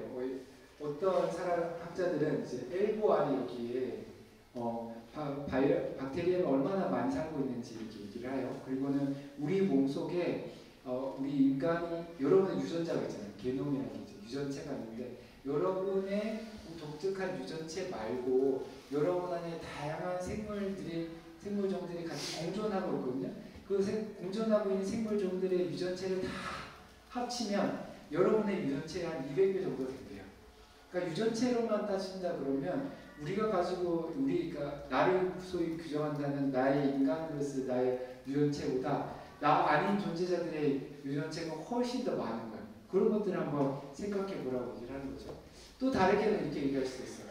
제가 저희 딸이 저한테 알려준 건데 모두가 채식할 수는 없지만 그 책에 나오는 건데 그러니까 반려미생물을 얘기를 해요. 우리 반려동물이 있는데 반려미생물 얘기를 하는데 반려미생물 하면 뭐가 떠오르세요? 어떤 게 떠오르세요? 곰팡이. 비슷한 거 얘기해요. 예를 들면은 보통 이제 네이버에서 반려미생물 검색하면 뭐가 하냐면 음식물 쓰레기 처리해주는 거를 반려미생물이라고 하는데 근데 이 책에서 얘기하는 그 반려미생물은 그게 아니고 여러분 위에 같이 사는 미생물들을 얘기해요. 그러니까 여러분 위에 여러분들이 먹는 음식의 소화를 도와주는 그래서 여러분이 먹은 음식이 그대로는 여러분 몸에 영양소가 될 수는 없는 건데 그런 것들이 얘네들이 그걸 가공해 주는 거예요. 여러분 몸에 영양소가 될 수 있도록 이 미생물들이 가공해 주거든요. 가공해서 잘 가공이 되면 여러분 몸에 들어가서 여러분 살이 되고 피가 되는 건데 그걸 도와주는 미생물들을 반려미생물이라고 그래요. 그래서 저희는 밥 먹을 때 야채 같은 거 있으면은 야, 이 반려미생물들을 뭐라는 거야? 얘기를 하는 거야. 반려미생물들이 먹어야지 얘네들이 건강해지고 너도 건강해지는 거야. 그러니까 말하자면은 아까 얘기했던 그 곰팡이 같이 바깥에 있는 미생물들도 있지만 여러분의 몸 속에 있는 여러분 아닌 다른 존재자들이 있단 말이에요. 근데 그 존재자들이 없으면 이건 생존할 수가 없는 거예요. 그러니까 여러분들이 유산균을 먹는 이유가 그거잖아요. 유산균을 안 먹으면 건강한 유산균이 없으면 생존이 힘들어지는 거잖아요. 근데 유산균 자체는 여러분 자신이라고 말하기는 어렵잖아요. 그 비슷한 이 여러 박테리아들이 미생물들이 여러분과 함께 공존하기 때문에 여러분의 삶이 가능하다고도 이렇게 말할 수 있는데 그런 것들이 우리 인간 존재가 얼마나 우리 세계와 상호 얽히는 관계 속에 있는지를 보여주는 거죠. 그게 뭐 여러 가지 방면으로도 얘기할 수 있어요. 우리 몸을 그냥 그렇게 생물학적으로 분석할 수도 있지만 여러 있는 먹이, 음식들을 생각해봐도 이 먹이 사슬의 그 연결망을 떼어서는 우리가 생존할 수가 없는 거죠. 공기, 여러분들 마시는 산소, 이 지구 대기와 관계를 떠나서는 말할 수가 없는 거잖아요. 우리의 생존 자체가 우리를 안에 있는, 우리 또 바깥에 있는 다양한 피조물들, 유기체, 비유기체를 통틀어서 그 모든 존재자들과 얽힌 관계 속에서만 존재할 수 있다는 사실을 이제 포스트 휴머니스트들은 주목을 하는 거죠. 그래서 우리 인간은 한편으로는 동물이기도 하고 식물이기도 하고 기계이기도 하고 그런 것들을 이제 여기서 보여주게 됩니다. 그래서 포스트 휴먼 영성은 기술을 통해서 아까 포스트 휴먼 영성이 얘기하는 것처럼 인간이 가진 생물학적 한계를 초월하려고 하지 않고 생물학적인 그 관계 속으로 더 깊이 들어가야 된다고 얘기해요. 그래서 생물학에서 아까 트랜스 휴머니즘은 진화를 되게 단상적인 진보의 관점에서 보거든요. 단상적인 진보의 역사가 진보하고 상승한다고 보는데 근데 트랜스 휴머니스트, 포스트 휴머니즘을 주장하는 사람들은 이 진화의 역사를 어떻게 보냐면 진화를 단순히 이 의식이 되게 단순한 생명체에서 복잡한 생명체가 등장하고 이 인간이 출현하기까지의 과정으로 보는 게 아니라 그런 단선적인 과정을 보는 게 아니라 되게 복잡한 생태계 그물망이 확장되는 과정으로 봐요. 그러니까 개체 중심으로 보지 않고 관계로 보면은 이 지구 초창기의 생태계 그물망이랑 지금의 생태계 그물망을 보면 훨씬 더 복잡하고 훨씬 더 오밀조밀하고 그걸 보는 거죠. 훨씬 더 복잡해지고 훨씬 더 다양한 개체들이 서로 더 복잡한 관계 그물망 속에서 이렇게 풍요로운 세상을 만들어가는 그걸 보는 거고, 그리고 그거를 극복의 대상으로 보는 게 아니라 그게 지속 가능한 게 바람직하다고 생각해요. 그 생명의 그물망을 떠나서 우리 지성만 홀로 영원히 살 수 있는 걸 꿈꾸는 게 아니라 우리가 터에 있는, 우리 존재가 자리 잡고 있는 그 생태사물 그물망이 계속해서 지속할 수 있도록 만드는 게 훨씬 가치 있고 의미 있다. 지속 가능성. 이런 것들을 더 중요한 가치로 보는 게 포스트 휴먼 영성이라고 말할 수 있습니다. 저는 이게 되게 마음에 들거든요. 이게 되게 필요하다고 생각하고, 한국의 관점에서 볼 때는 이게 더 성서적이고 그리스도교 신앙적, 그리스도교적이라고 생각을 하지만 전통적인 신앙의 관점에서 보면 이것도 되게 어려운 점이 있어요. 제가 이렇게 얘기하는 게 기독교 전통이 가지고 있는 인간 중심적인 세계관이 되게 좀 도전이 되는 것처럼 느껴지거든요. 하나님이 만든 세계 창조 세계에서 인간이 그래도 가장 특별하지 않나요? 하나님의 형상으로 지음받았는데 라는 생각이 아직 우리 기독교 신앙 전반에 퍼져 있기 때문에 그런 부분에서 이게 충돌하는 지점이 있다라고 생각이 드는데, 여기에 대해서 이제 제가 가진 생각을 얘기하자면 충돌이 되는 그 지점에서 저는 포스트 휴머니스트들을 설득해야 되는 게 아니라 반대로 저는 이 지점에서는 그리스도교 전통의 갱신을 꾀해야 된다. 그게 제가 가지고 있는 생각이죠. 그리스도교 전통을 이 관점에서는 우리가 포스트 휴머니즘에서 배움을 얻습니다. 그게 여러 가지 배움의 계기가 있어요. 아까도 얘기했지만 생태적 모티브를 얘기하고 참여의 영성이 그리스도교 전통 안에 있거든요. 창세기를 다시 읽을 수도 있어요. 예를 들면 창세기를 다시 읽으면 창세기가 1장에서 보면 창조가 며칠 동안 이루어져요. 1장에서는 6개월 이루어지죠. 2장까지 가면 7일이죠. 창조의 절정이 며칠일까요? 창조의 하이라이트는 7일이죠. 6일이 아니고 6일이 끝이 아니니까 7일이 끝이에요. 7일의 안식은 좀 고룩한 표현인 것 같고 좀 좋게 얘기하면 노는 거죠. 잔치하고 쉬는 거잖아요. 그게 핵심인 거예요. 하나님의 창조의 핵심은 궁극적인 목적은 7일의 안식이에요. 같이 잔치하게 되는 거. 그 예수님은 하나님 나라라고 얘기를 하는 거고, 그게 궁극적인 목적인 거예요. 그 목적을 향해서 이 창조가 이루어지는 거죠. 근데 하나님은 아직 제가 볼 때는 쉰 적이 없거든요. 그러니까 아직 우리는 6일을 살고 있다고도 말할 수 있는 건데, 이 과정에서 인간이 6일째 창조가 됐단 말이에요. 그래서 인간이 최고다. 그래서 인간이 최고다가 아니라 6일째 인간이 창조된 이유가 있어요. 가만히 생각해보면. 인간을 창세기 1장에서 첫째 날 창조하면 인간이 살 수 있을까요? 넷째 날 창조하면, 다섯째 날 창조하면 살 수가 없어요. 먹을 게 없어서 살 수가 없어요. 인간이 여섯째 날 창조된 거는 인간이 가장 연약하기 때문에, 인간이 가장 의존적이기 때문에, 인간을 먹여 살리려면 먹을 게 엄청나게 많이 필요한 거예요. 주변 환경이 필요한 거예요. 그게 없으면 인간이 살 수가 없는 거예요. 하나님 인간을 만들고 싶어도 너무 약하니까 그때 만들 수밖에 없었던 거죠. 그러니까 인간이 절정이 아닌 거야. 인간도 만들어주셨다. 이렇게 생각해야 되죠. 인간을 위해서 다른 걸 만들었던 게 아니라, 사실 인간 없어도, 사실 인간 없으면 또 다른 피조물들이 행복한데 인간도 만들어주셨다. 그렇지 않아요? 인간도, 그러니까 인간을 목적으로 만든 게 아니라 인간도 만들어주신 거야. 제가 몰트만 교수님 되게 좋아하는데, 몰트만 교수님 그런 얘기를 해요. 창조의 목적은 결국에는 하나님의 아이시긴 거예요. 창조의 절정은. 그날을 위해서 모든 피조를 만든 거예요. 이제 저는 개혁교회 전통인데, 개혁교회 전통에서 창조의 목적은 하나님의 영광이에요. 하나님께 영광을 돌리는 거. 하나님께 누가 영광을 돌리냐? 모든 피조물이 다 영광을 돌려요. 해와 달과 별과 돌들, 피조물들이 다 하나님께 영광을 돌려요. 인간이 없어도 하나님 영광을 받으세요. 근데 인간을 통해서도 하나님 영광을 받으시기를 원하신다. 그게 우리한테 은혜의 거죠. 인간이 없어도 되는데 굳이 우리를 창조하셔서 우리도 하나님 찬양하는데 같이 참여해 주시도록 하셨다. 인간이 등장하기 전에도 피조물들이 하나님 찬양하고 있고, 인간 바깥에서도 하나님의 피조물들이 하나님 찬양하고 있고, 혹시 우리가 서로 싸우다가 멸종한다 하더라도 피조물들이 하나님을 찬양할 거예요. 근데 하나님을 찬양하는 그 이 합창에 우리도 참여할 수 있다는 사실이 감사한 거죠.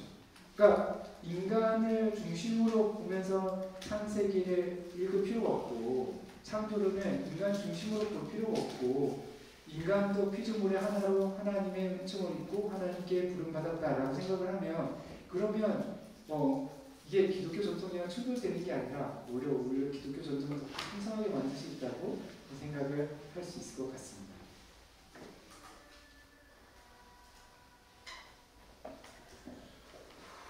원래 강의를 1시간 반 해야 된다고 그러더라고요. 그죠? 이게 되게 긴 시간인데 2개의 슬라이드가 나왔습니다. 조금만 기다려 주시면 좋겠습니다. 지금 제가 얘기한 걸 간단히 요약하면 이런 거예요.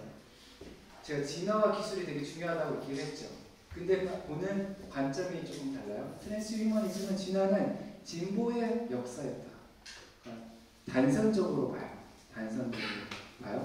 근데 포스트휴머니즘은 이 단선적으로 보지 않고 이 관계적으로 봐요. 개체 중심으로 보지 않기 때문에 이 공생 발생의 과정이다, 공진화의 과정이다, 공산의 과정이다 이렇게 보니까 그러니까 포스트휴머니즘에서는 트랜스휴머니즘에서 없는 생태적 관점이 등장해요. 관계, 생명의 그물망을 계속 보고 그 관계망이 어떻게 발전되는지 지속하는지 이런 것들을 보는 거죠. 그러니까 비슷하게 과학을 창조하는데 초점이 달라요. 기술을 볼 때도 트랜스휴머니즘은 기술을 통해서 우리가 이 진화를 획기적으로 진화의 방향을 바꿔갖고 이거를 초월할 수 있는 계기를 만들 수 있다라고 생각한다면 포스트휴머니즘은 공산의 파트너로 생각을 해요. 그러니까 기술을 가지고 이 생명의 그물망을 떠나는 게 아니라 기술과 함께 생명의 그물망 속으로 들어가요. 그러면서 이 생명의 그물망들이 생태산물 그물망이 좀 더 오밀조밀해지고 좀 더 튼튼해지도록 만드는 일을 한다고도 말할 수 있어요. 그러니까 이미 지구는 인간 문명에 의해서 엄청나게 영향을 많이 받았거든요. 순수한 자연 찾아보기가 힘들어요. 인간의 발이 닿지 않는 곳 거의 없거든요. 그러니까 이미 이 땅의 지구상의 많은 대부분의 지역은 사람의 발길이 닿고 손이 닿은 그리고 인간의 문명의 기술에 의해서 어느 정도 변형된 제2의 자연이라고도 말할 수 있습니다. 그러니까 그런 부분에서 기술은 인간이 자연 속에 들어가서 관계 맺으면서 만들어가는 이 관계 그룹망을 새롭게 변화시키는 공산의 파트너다. 그러니까 인공지능도 우리가 가지고 있는 기술, 스마트폰도 우리가 함께 세상에 참여하는 그런 파트너라는 생각을 가지고 기술을 이해하고 있다고 말할 수 있습니다. 문제 상황에 대해서도 생각이 다른 건데 트랜스휴머니즘 아까도 말씀드렸지만 노화, 질병, 죽음 이런 것처럼 인간의 생물학적인 조건, 진화의 과정 속에 우리에게 주어진 것들을 그 자체를 좀 부정적으로 극복이 된다 생각하지만 트랜스휴머니즘은 그거는 부정적으로 생각하지 않고 오히려 긍정적으로 바라보고 반대로 인간만을 특정한 인간만을 이게 중심으로 생각하고 차별하고 위계 질서를 세우고 하는 것들에 대해서 문제 제기를 하고 그런 면에서 인간 중심주의를 넘어서는 새로운 인간 이해를 추구한다라고 말씀드릴 수 있습니다. 인간의 본성에 대해서도 트랜스휴머니즘은 다 그런 건 아니지만 대체적으로 몸과 영혼을 구분할 수 있다고 생각하고 영혼이 몸을 떠날 수 있다고 생각하고 지성이 몸을 떠날 수 있다고 생각하고 다른 몸에 더 옮길 수 있다고 생각하는 게 있어요. 그래서 생명이나 지성을 몸과 떨어질 수 있는 몸으로부터 분리될 수 있는 어떤 걸로 본다는 점에서 이제 인간에 대한 이해가 되게 고전적이라고 생각을 한다면 포스트휴머니즘은 인간은 기본적으로 몸이라고 생각해요. 본질이라고 생각하고 이 세계의 상태상을 그물망 속에 존재한다고 거기에서 참관하고 또 거기서 이제 죽음을 맞이한다고 생각하는 상호 이파의 관점에서 인간을 보고 있습니다. 인간의 운명에 관해서는 트랜스휴머니즘은 불멸을 선호해요.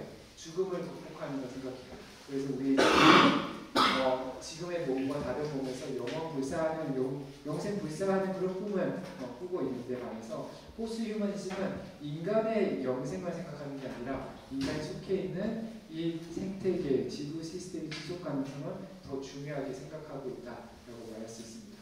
이데올로기적으로 보자면 트랜스휴머니즘은 기술과 자본을 되게 중요시하는 기술 자본주의에 좀 종속되어 있고 기술 자본력을 가진 사람들이 이거 주재하고 있어요.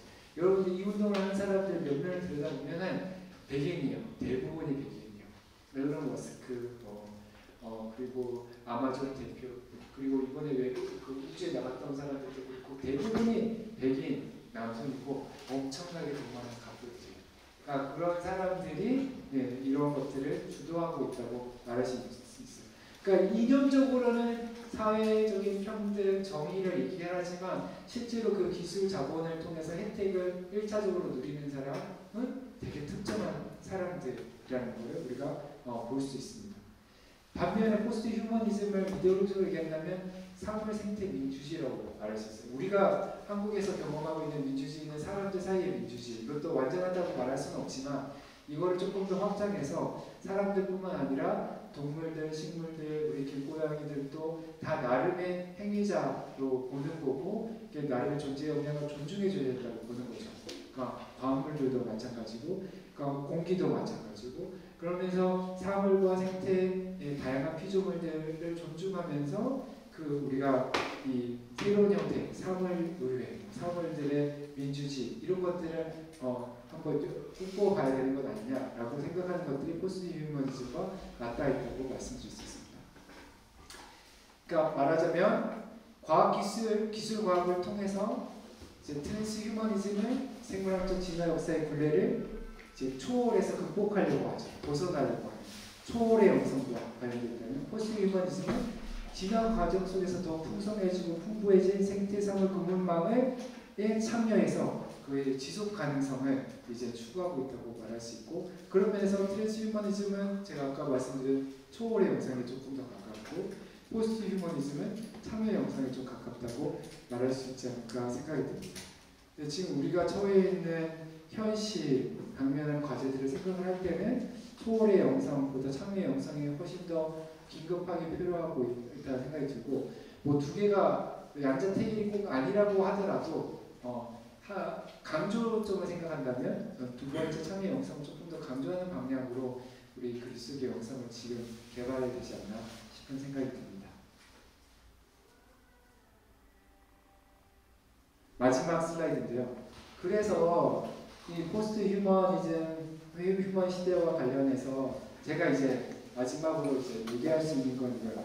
그러니까 포스트 휴머니즘을 신학적으로 전후할 수 있다, 전후해야 된다 이런 생각을 가지고 있고, 인간에 대한 이해, 창조에 대한 이해를 아까 제가 그리스도교 전통과 막 서로 조화 이룰 수 있는 방법이 있을 거라고 얘기를 했는데, 좀 더 실천적으로 얘기를 하자면 이 시대에 우리 그리스도인들이 가지고 있는 이게 중요한 소중한 전통들을 재해석해 볼 수도 있겠다는 생각이 들어요. 이걸 이제 소위 신학적 이덕하면은 믿음, 소망, 사랑을 얘기하는데 이거 제가 좀 다르게 이름을 한번 붙여봤는데 이 표현 자체는 되게 기독교적이죠. 별로 거부감이 없죠.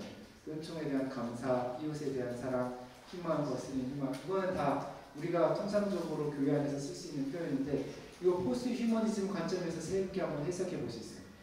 그러니까 은총이라는 거는 내가 내 힘으로 살지 않는다는 거야. 하나님의 은혜로 산다는 거예요. 그러니까 내 힘으로 생명이 주어진 것도 아니고 내 힘으로 생명을 살아가는 것도 아니라 나는 하나님의 은혜로 살아간다. 근데 여기서 주목할 게 이거예요. 하나님의 은혜가 우리에게 어떻게 주어지느냐? 하나님의 은혜가 어떻게 주어지냐? 하나님의 은혜는 직접적으로 주시지 않고 간접적으로 주신다. 그래서 제가 여러분에게 하고 싶은 말이에요. 하나님의 은혜는 여러분 옆에 있는 사람들을 통해서, 여러분의 어머니, 부모님을 통해서, 할머니, 할아버지를 통해서, 친구들을 통해서, 선생님들을 통해서, 동료들을 통해서 은혜가 주어지는 거예요. 그리고 하나님의 은혜는 여러분을 둘러싸고 있는 공기들을 통해서, 먹거리들을 통해서 그렇게 주어지는 거예요. 하나님의 은혜가 직접적으로 이렇게 부어지는 게 아니라 하나님의 피조물들을 통해서, 인간 피조물, 비인간 피조물, 생명 피조물, 비생명, 유기체 피조물, 비유기체 피조물을 통해서 여러분들에게 주어진다는 사실을 기억하는 게 되게 중요한 거예요. 아까 제가 반려미생물 얘기했죠. 반려미생물이 하나님의 은총의 통로인 거예요. 여러분 몸속에 있는 이 반려미생물이 하나님이 여러분을 먹여 살리는 통로가 되는 거예요. 은총의 통로가 되는 거예요. 자, 이 은총은 하나님은 이렇게 간접적으로 이해를 한다. 그리고 많은 피조물들이 하나님의 은총의 통로가 된다는 사실을 우리가 기억한다면 감사할 때 이 피조물들에게 같이 감사할 수 있는 거죠. 하나님의 은총의 통로가 되어줘서 고맙다 말할 수 있는 거죠. 이 모든 게 하나님의 은총이라고 얘기한다면 나의 하나님 은총의 통로가 되어준 부모님께, 선생님께, 친구들에게, 가족들에게, 그리고 우리가 숨쉬는 공기, 목걸이 다 감사할 수 있는 거죠. 이런 것들 위해 감사의 기도 제목이 되는 거예요. 포스트 휴먼 시대에 우리가 필요한 것 중에 하나가 바로 우리가 얽혀있는, 우리가 그 얽힘 속에서 빠져나올 수 없는 그 얽힘 속에서 살아가는 그 생태사물 그물망을 들여다보고 그 안에서 우리가 연결된 모든 것들이 나의 존재를, 나의 호흡을 가능하게 하는 은총의 통로라라는 생각을, 그 은총의 통로이기도 하고 나의 반려자, 컴패니언이라고 생각을 하게 되면 감사의 공기가 훨씬 넘어가게 되는 거죠. 그러니까 그게 우리 하나님의 은총에 대한 믿음을 새롭게 해석하는 한 방법이 되고 또 되게 윤리적으로 정치적으로 중요한 함의가 있을 수 있다고 생각이 들어요. 또 하나는 이제 이웃에 대한 사랑인데 내 이웃을 내 몸과 사랑하고 뭐 이거 부정할 수 있는 그 부정하는 그리스도인이 아무도 없을 거예요. 근데 이웃의 범위를 어떻게 정하느냐에 따라 다른 거죠. 우리 눈에 보이는 사람들만을 이웃으로 얘기할 건가, 아니면 지금 팔레스티나에서 고통받는 사람들, 우크라이나 전쟁 때문에 힘들어하는 사람들도 우리 이웃으로 볼 것인가? 그러면 또 다른 게 된 거죠. 사람들뿐만 아니라 우리 길고양이, 산이와 호박이 또 우리의 이웃으로 볼 것인가? 또 다른 거예요. 우리 몸속에 있는 이 반려미생물들 이웃으로 볼 것인가? 그러니까 그래서 최근에 이제 이 포스트 휴머니즘에서 얘기하는 되게 중요한 개념 중에 하나 컴패니언십 이런 거예요. 그러니까 모든 피조물들을 다 우리의 반려자로 보는 거죠. 컴패니언, 동료로 보는 거예요. 그러니까 위계 차별을 두지 않고 사람도 우리의 동료가 될 수도 있고 피조물들도 동료가 될 수 있는 거죠. 로봇도 동료가 될 수 있는 거죠. 우리 홀로 사시는 할머니 할아버지한테 이제 복지 로봇이 주어졌잖아요. 그 반려자가 될 수 있잖아요. 손자 손녀보다 훨씬 귀엽고 훨씬 사랑스럽고 거기에 대해서 부정적인 폐해가 없다 말할 수 없지만 근데 그렇게 살아가는 삶에서는 되게 중요한 파트너가 되는 거죠. 여러분이 쓰는 핸드폰도 마찬가지고. 그러니까 기계, 동물들, 식물들, 공기, 물 이런 것들이 다 우리의 동료들이 되는 거죠. 해, 달 이런 것들도 다 우리와 함께 살아가는 동료, 이웃인 거죠. 그런 면에서 우리의 이웃의 범위를 그렇게 포스트 휴머니즘의 관점에서 좀 넓게 확장한다 그러면 이 모든 우리의 반려자들, 우리의 동료들에게 사랑을 확장할 수도 있다고 생각이 드는 거죠. 그리고 이 사랑이라는 게 그래 내가 널 사랑해 그럼 말로만 하는 게 아니라 사랑한다 그러면 관심 있게 들여다보고 그 각각의 존재의 역량을 존중해주고 배려해주는 것도 필요하다고 생각이 들어요. 그런 것들이 이웃에 대한 사랑으로 드러날 수 있지 않을까 생각이 들어요. 여러분이 되게 사랑하는 사람들이 집에 있잖아요. 집에 있는 사람, 특히 어린아이가 예를 든 게 있다 그러면 이 어린아이가 자랄 때 여러분 마음대로 움직이지 않을까, 그죠? 어떻게 해요? 얘가 움직이는 거를 보고 여러분이 반응하잖아요. 그죠? 존중하면서 반응하잖아요. 그래서 이 이웃에 대한 사랑을 포스트 휴머니즘 관점에서 생각할 때 되게 중요한 용어 중에 하나가 responsibility예요.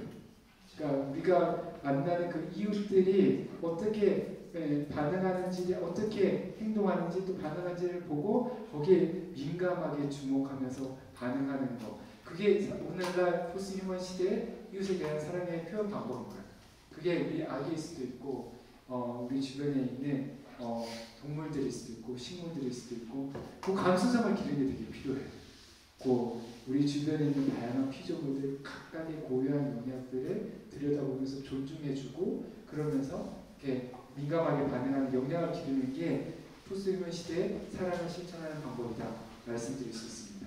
마지막으로 희망을 거스리는 희망은 뭐냐면 왜 이게 거스른다는 얘기를 썼냐면 그러니까 지금 기후 문제와 관련해서 사람들이 엄청나게 절망에 빠져 있어요. 기후 문제를 다루는 진짜 진지하게 생각하는 많은 사람들은 사실 거의 포기하고 있는 것 같거든요. 그러니까 실패를 당연하게 받아들이고 실패 잘하자, 잘 실패하자 이런 얘기를 하고 있단 말이에요. 그 절망 마음도 있어요. 그런데 우리는 희망을 포기할 수 없잖아요. 그래서 그 희망을 거스리는 희망을 얘기를 했는데 결국에 그리스도교의 희망은 위로부터 오죠. 너의 도움이 어디서 올고 천지를 지으신 창조자에게서 오는 거거든요. 하나님으로부터 이렇게 희망이 온단 말이에요. 하나님부터 은총을 우리가 기다리는데 근데 아까도 얘기했지만 은총이 어떻게 온다고요? 하늘로부터 오는데 간접적으로 와요. 내기에 대해서 온다고요. 다른 피조물들을 통해서 온다고요.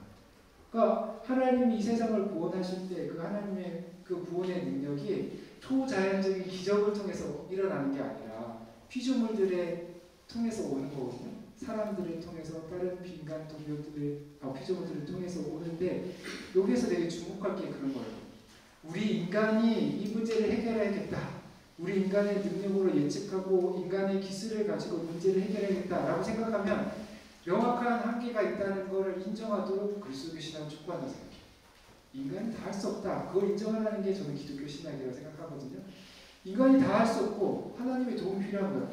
근데 그 하나님의 도움은 피조물을 통해서 내게 돼야 돼요.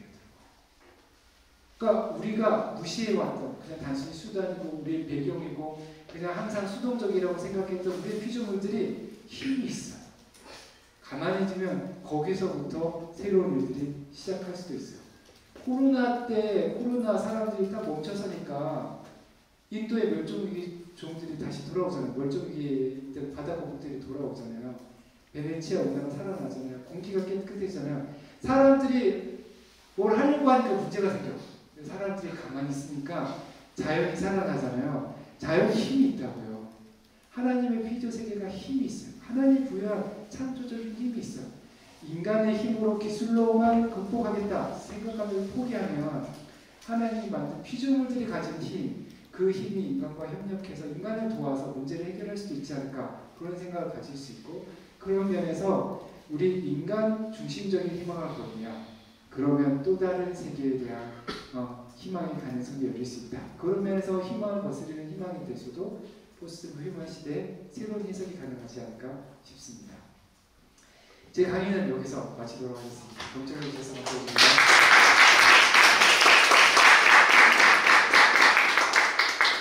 질문 받아야 되나? 네.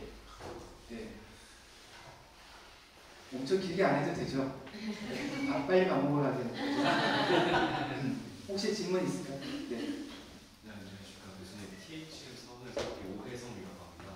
개인적으로 교수님께서 그 탈스 휴먼이랑 포스트 휴머니즘 관련해서 그 비교 그 차이를 설명을 해주셔서 이제 한 거를 듣고 난 다음에 제가 개인적으로 이제 이거를 한번 성경과 어떻게 연결해서 한번 또 확장을 시킬 수 있을까 한번 생각을 해봤는데 그 왕이라는 측면에서 창세기에서 이제 인간을 창조하고 그 인간에게 하나님이 주시는 그 명령 자체가 어떻게 보면은 다스리라는 그 명령이 어떻게 보면 왕으로서 주시는 명령이기도 하잖아요.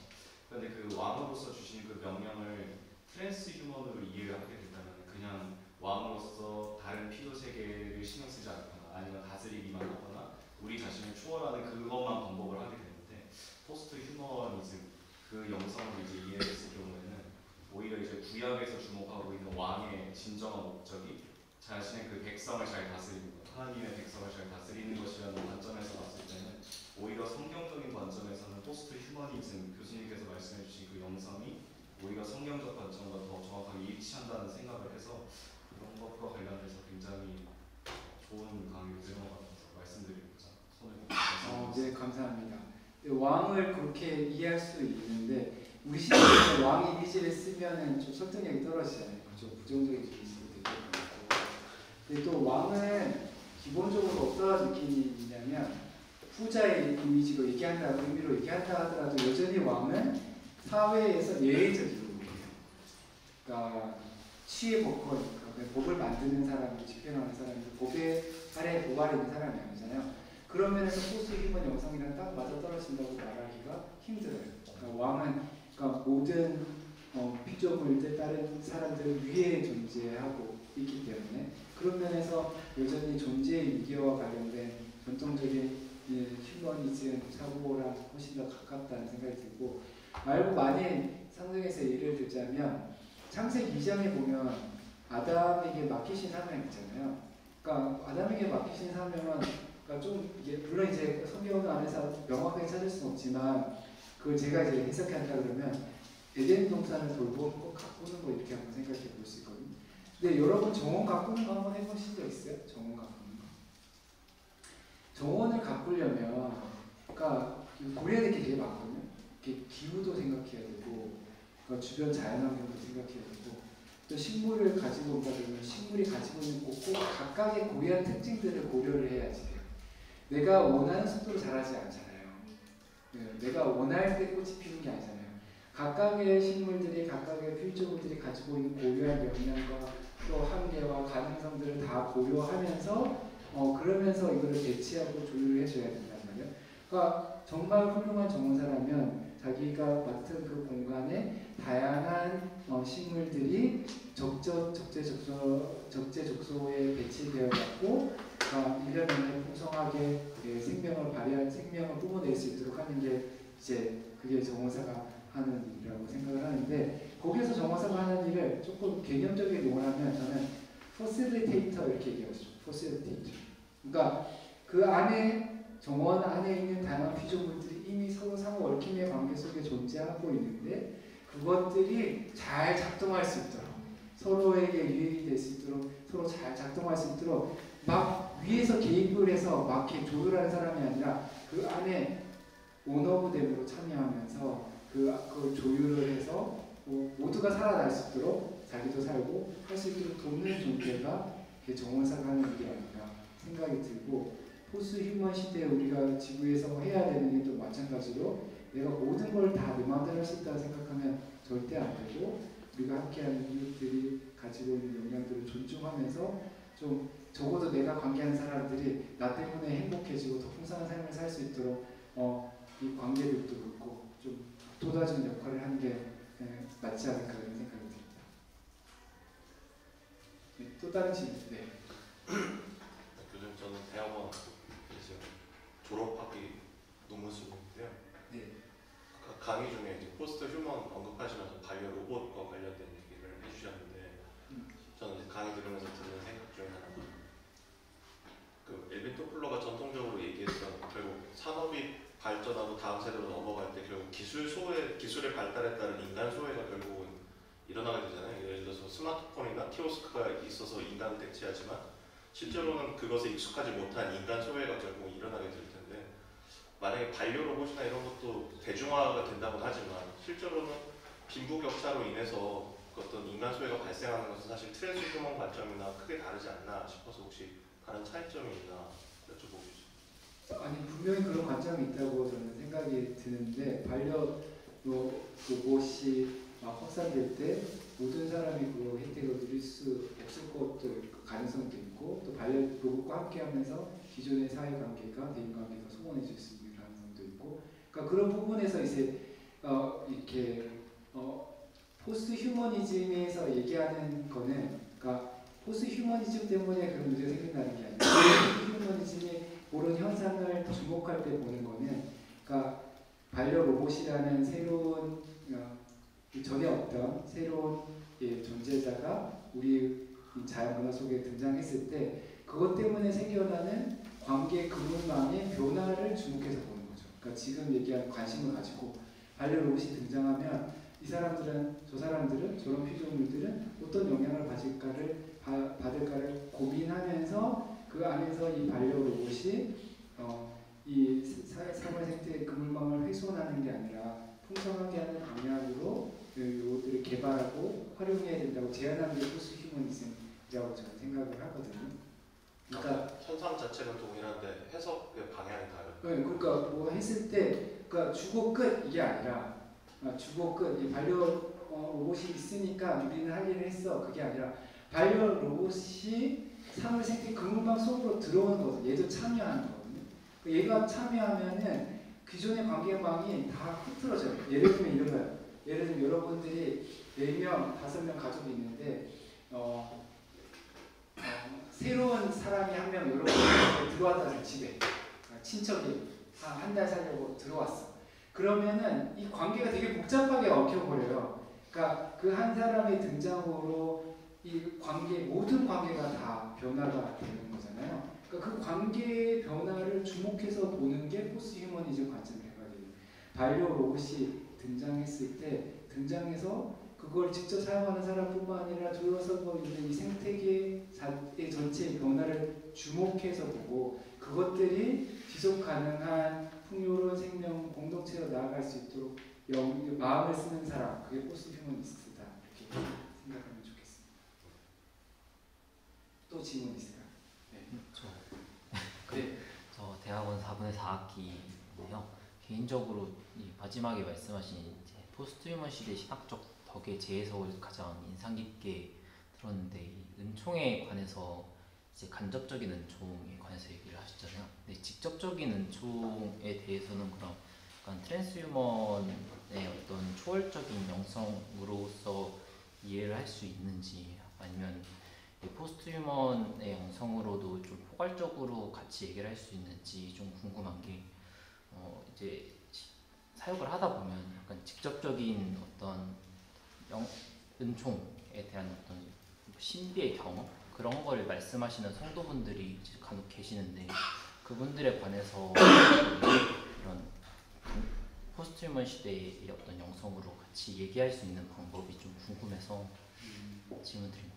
그 신비 체험이나 이렇게 직접적 은총에 대해서는 사실 제가 할 말이 많지는 않은 것 같은데, 뭐 개인적으로는 순수하게 직접적인 은총이라는 게 있을까 이런 생각은 조금 들기는 해요. 그러니까 예를 들면 이런 체험들한테, 예를 들면 그러니까 내가 하나님을 만났다라고 말하는 그런 체험들, 기도원에 가서 기도하는 중에 하나님의 음성을 들었다, 뭐 이런 체험들을 한번 생각을 해보잖아요. 근데 그것도 사실은 엄청 간접적인 요소들이 되게 많아요. 그 공간이 있고 주변 환경이 있는 거고, 그러니까 그 분위기라는 게 있는 거고, 그러니까 그게 그냥 뚝 하늘에서 떨어지는 게 아니고 마음의 준비도 돼 있어야 되고, 그렇지 않아요?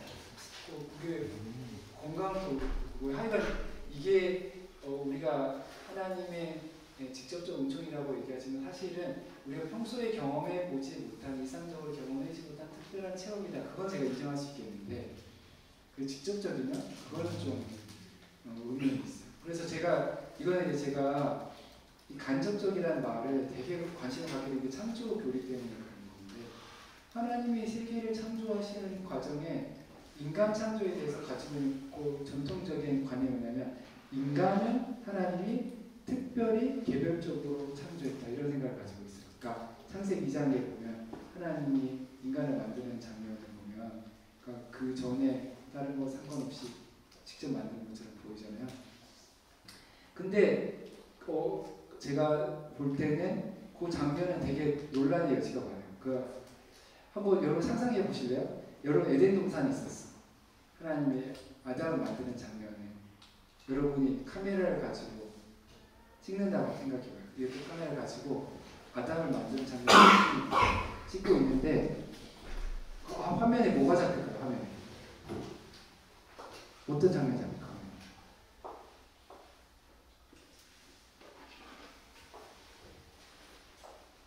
어떤 장면이 잡힐까요? 하나님이 잡힐까요? 하나님 안 보이시잖아요. 하나님 안 잡혀요. 그럼 카메라에 뭐가 잡히는 거예요? 갑자기 땅에 있는 흙들이 막 쑥 올라오고 하나님을 감추는 거예요. 그런 다음에 어디서 막 바람이 쑥 불어오더니 살아서 움직이기 시작하는 거지. 이해돼요?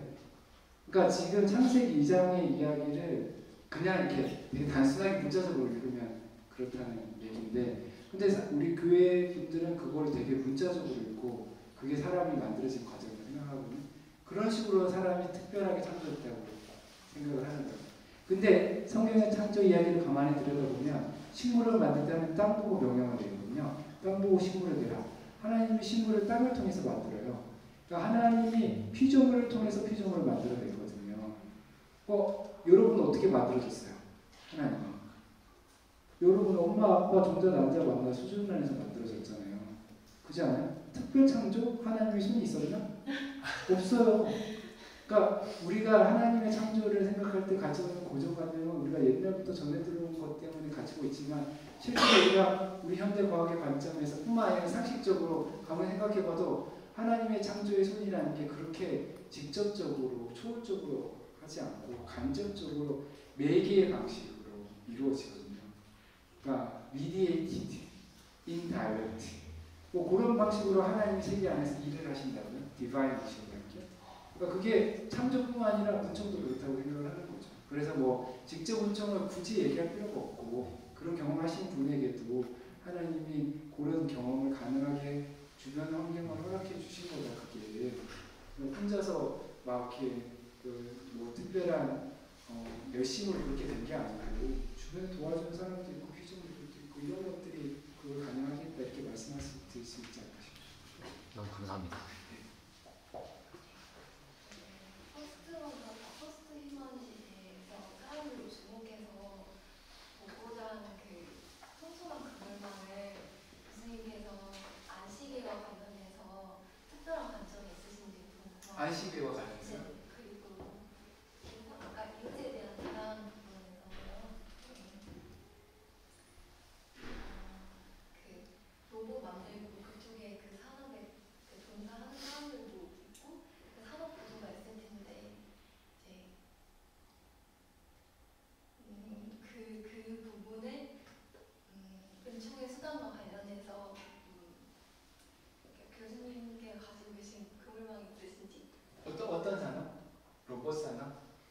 아까 노인을 섬기는 일에 관해서. 뭘 섬기는? 노인을 섬기는 노인을 일에 섬기는. 관해서. 네. 사랑과 봉사를 근본으로 삼게 하고 교육하고 촉구하는 그런 사회 랑 좀 비교했을 때 그거를 우상을 그쪽 사람을 어느 정도 수용하고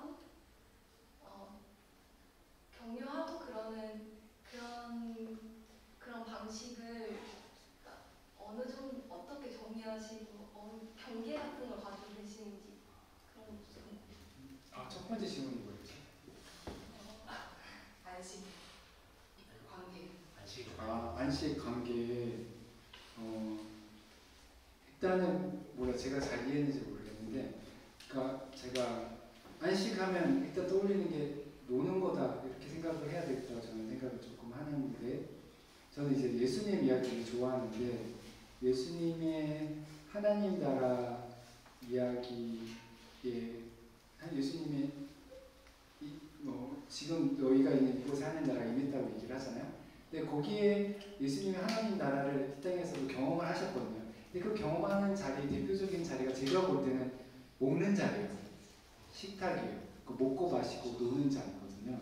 그러니까 예수님이 되게 노는 걸 좋아하고 그게 하나님 나라의 부흥과 연결이 돼 있다고 생각하기 때문에 노는 게 되게 중요하다고 생각하고 안식도 되게 중요하다고 생각을 하는데, 근데 그 안식에 이제 하나님 만든 피조물들이 함께 동참하는 거가 이제 제가 생각하고 있는 그림인 거고, 그 사람만 노는 게 아니라 다른 피조물들도 참여하는 게 필요하다 생각이 드는데, 구약 성경에 보면 안식과 관련된 계명이 두 가지가 있죠. 하나는 일주일에 한 번씩 쉬는 안식의 계명이 있고, 또 하나는 7년에 한 번씩 하는 안식년 개념이 있는 거죠. 그죠? 그러니까 안식의 개념은 기본적으로는 이제 사람들에 대한 것처럼 보이는데, 물론 거기에는 노비들도 동물들도 쉬긴 해야 돼요. 가축들도. 근데 이 안식년 개념을 보면 좀 더 명확하게 땅을 쉬게 하라고 얘기를 하거든요.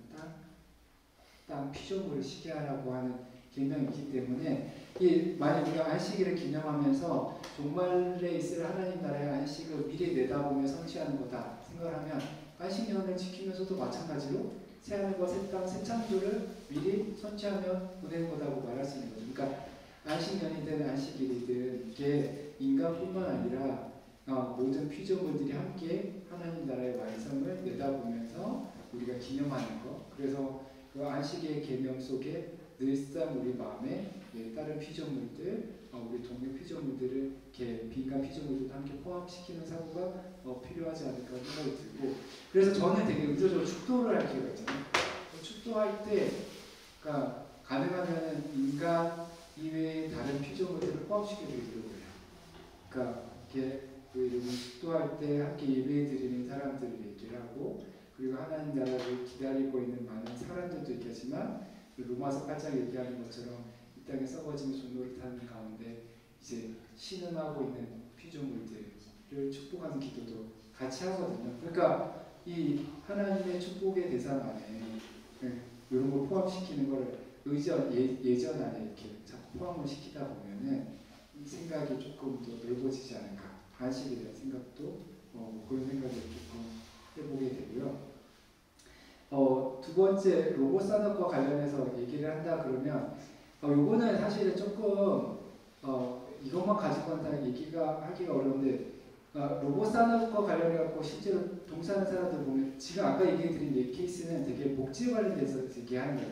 기술 자본이랑 아주 깊이 관련되어 있지 않고 복지 산업지대에 있는 사람들을 위해서 고민하는 현장 복지사들이 아이디어를 생각해낸 거라고 말할 수도 있거든요.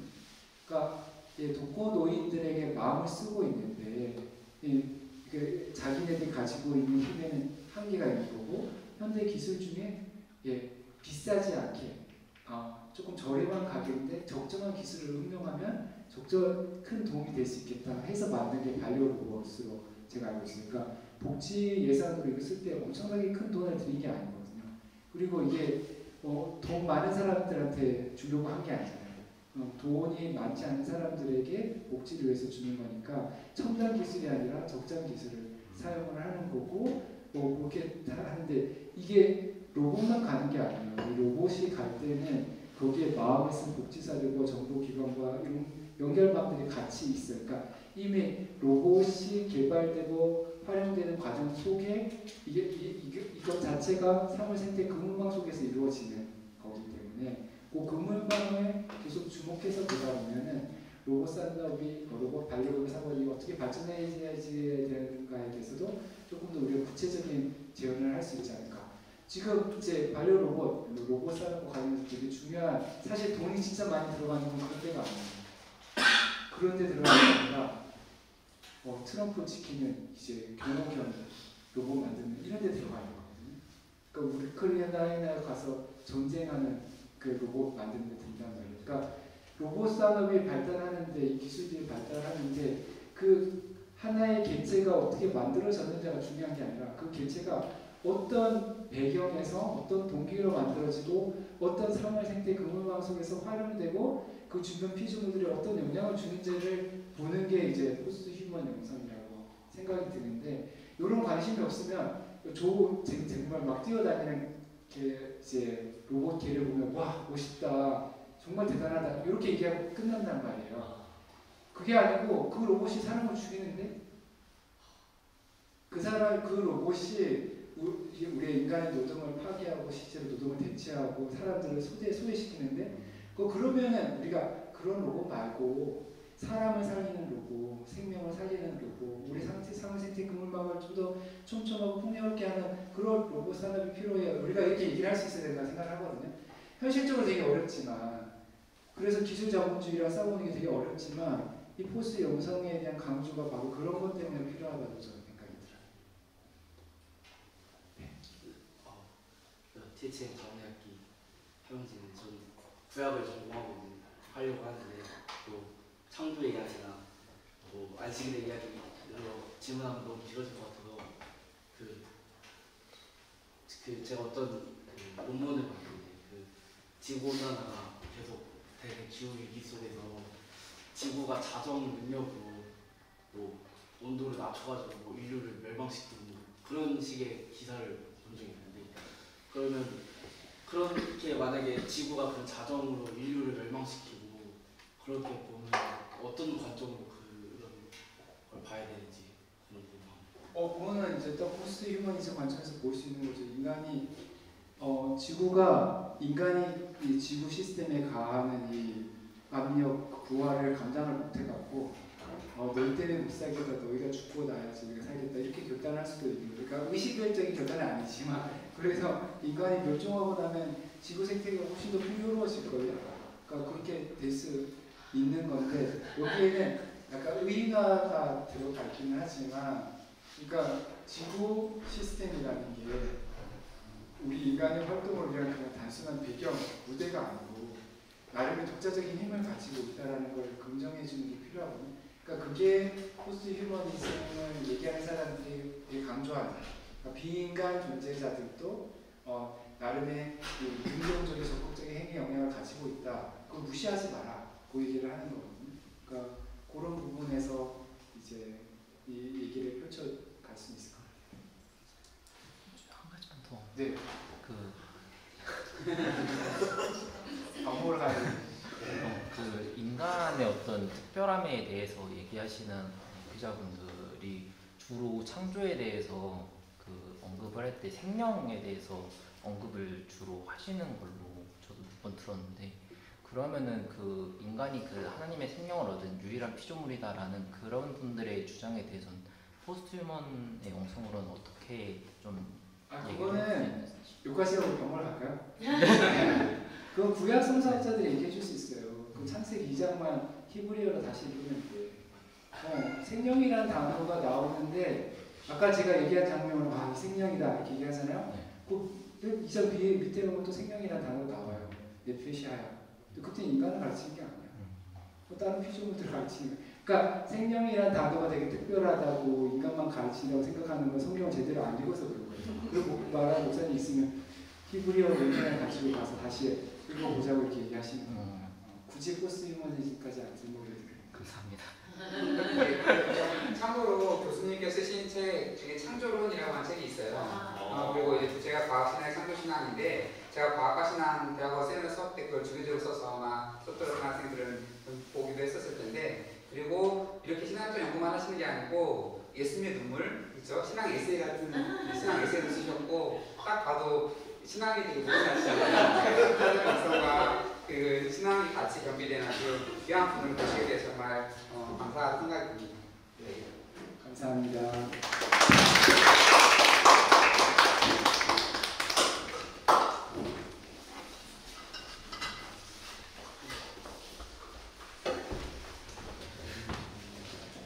오늘 세미나 잘 들으셨죠? 창조론 책 기억하시고 많이들 구매해 주시면 감사하겠습니다. 오늘 마지막으로 이제 교수님께서 나오셔서 기도 주시고 세미나 마치도록 하겠습니다. 하나님 감사합니다. 하나님 맡으신 이 선하고 멋진 세상에 우리도 함께 참여하고 하나님 은총을 드리고 또 하나님 찬양하게 해주셔서 참 감사드립니다. 이 땅이 여러 가지 일들로 고통하고 신음하고 아파하고 또 깨어지고 무너진 곳들이 있는데, 하나님 이 땅을 불쌍히 여겨주시고 긍휼히 여겨주시고 이 땅 가운데 주님이 원하시는 아름답고 평화롭고 정의롭고 생명이 풍성한 세상이 펼쳐질 수 있도록 도와주십시오. 이곳에 함께한 우리들이 주님의 도구가 되게 도와주십시오. 이 저녁 주님께서 함께하실 것을 기대하며 예수님 이름으로 기도드립니다. 네, 감사합니다.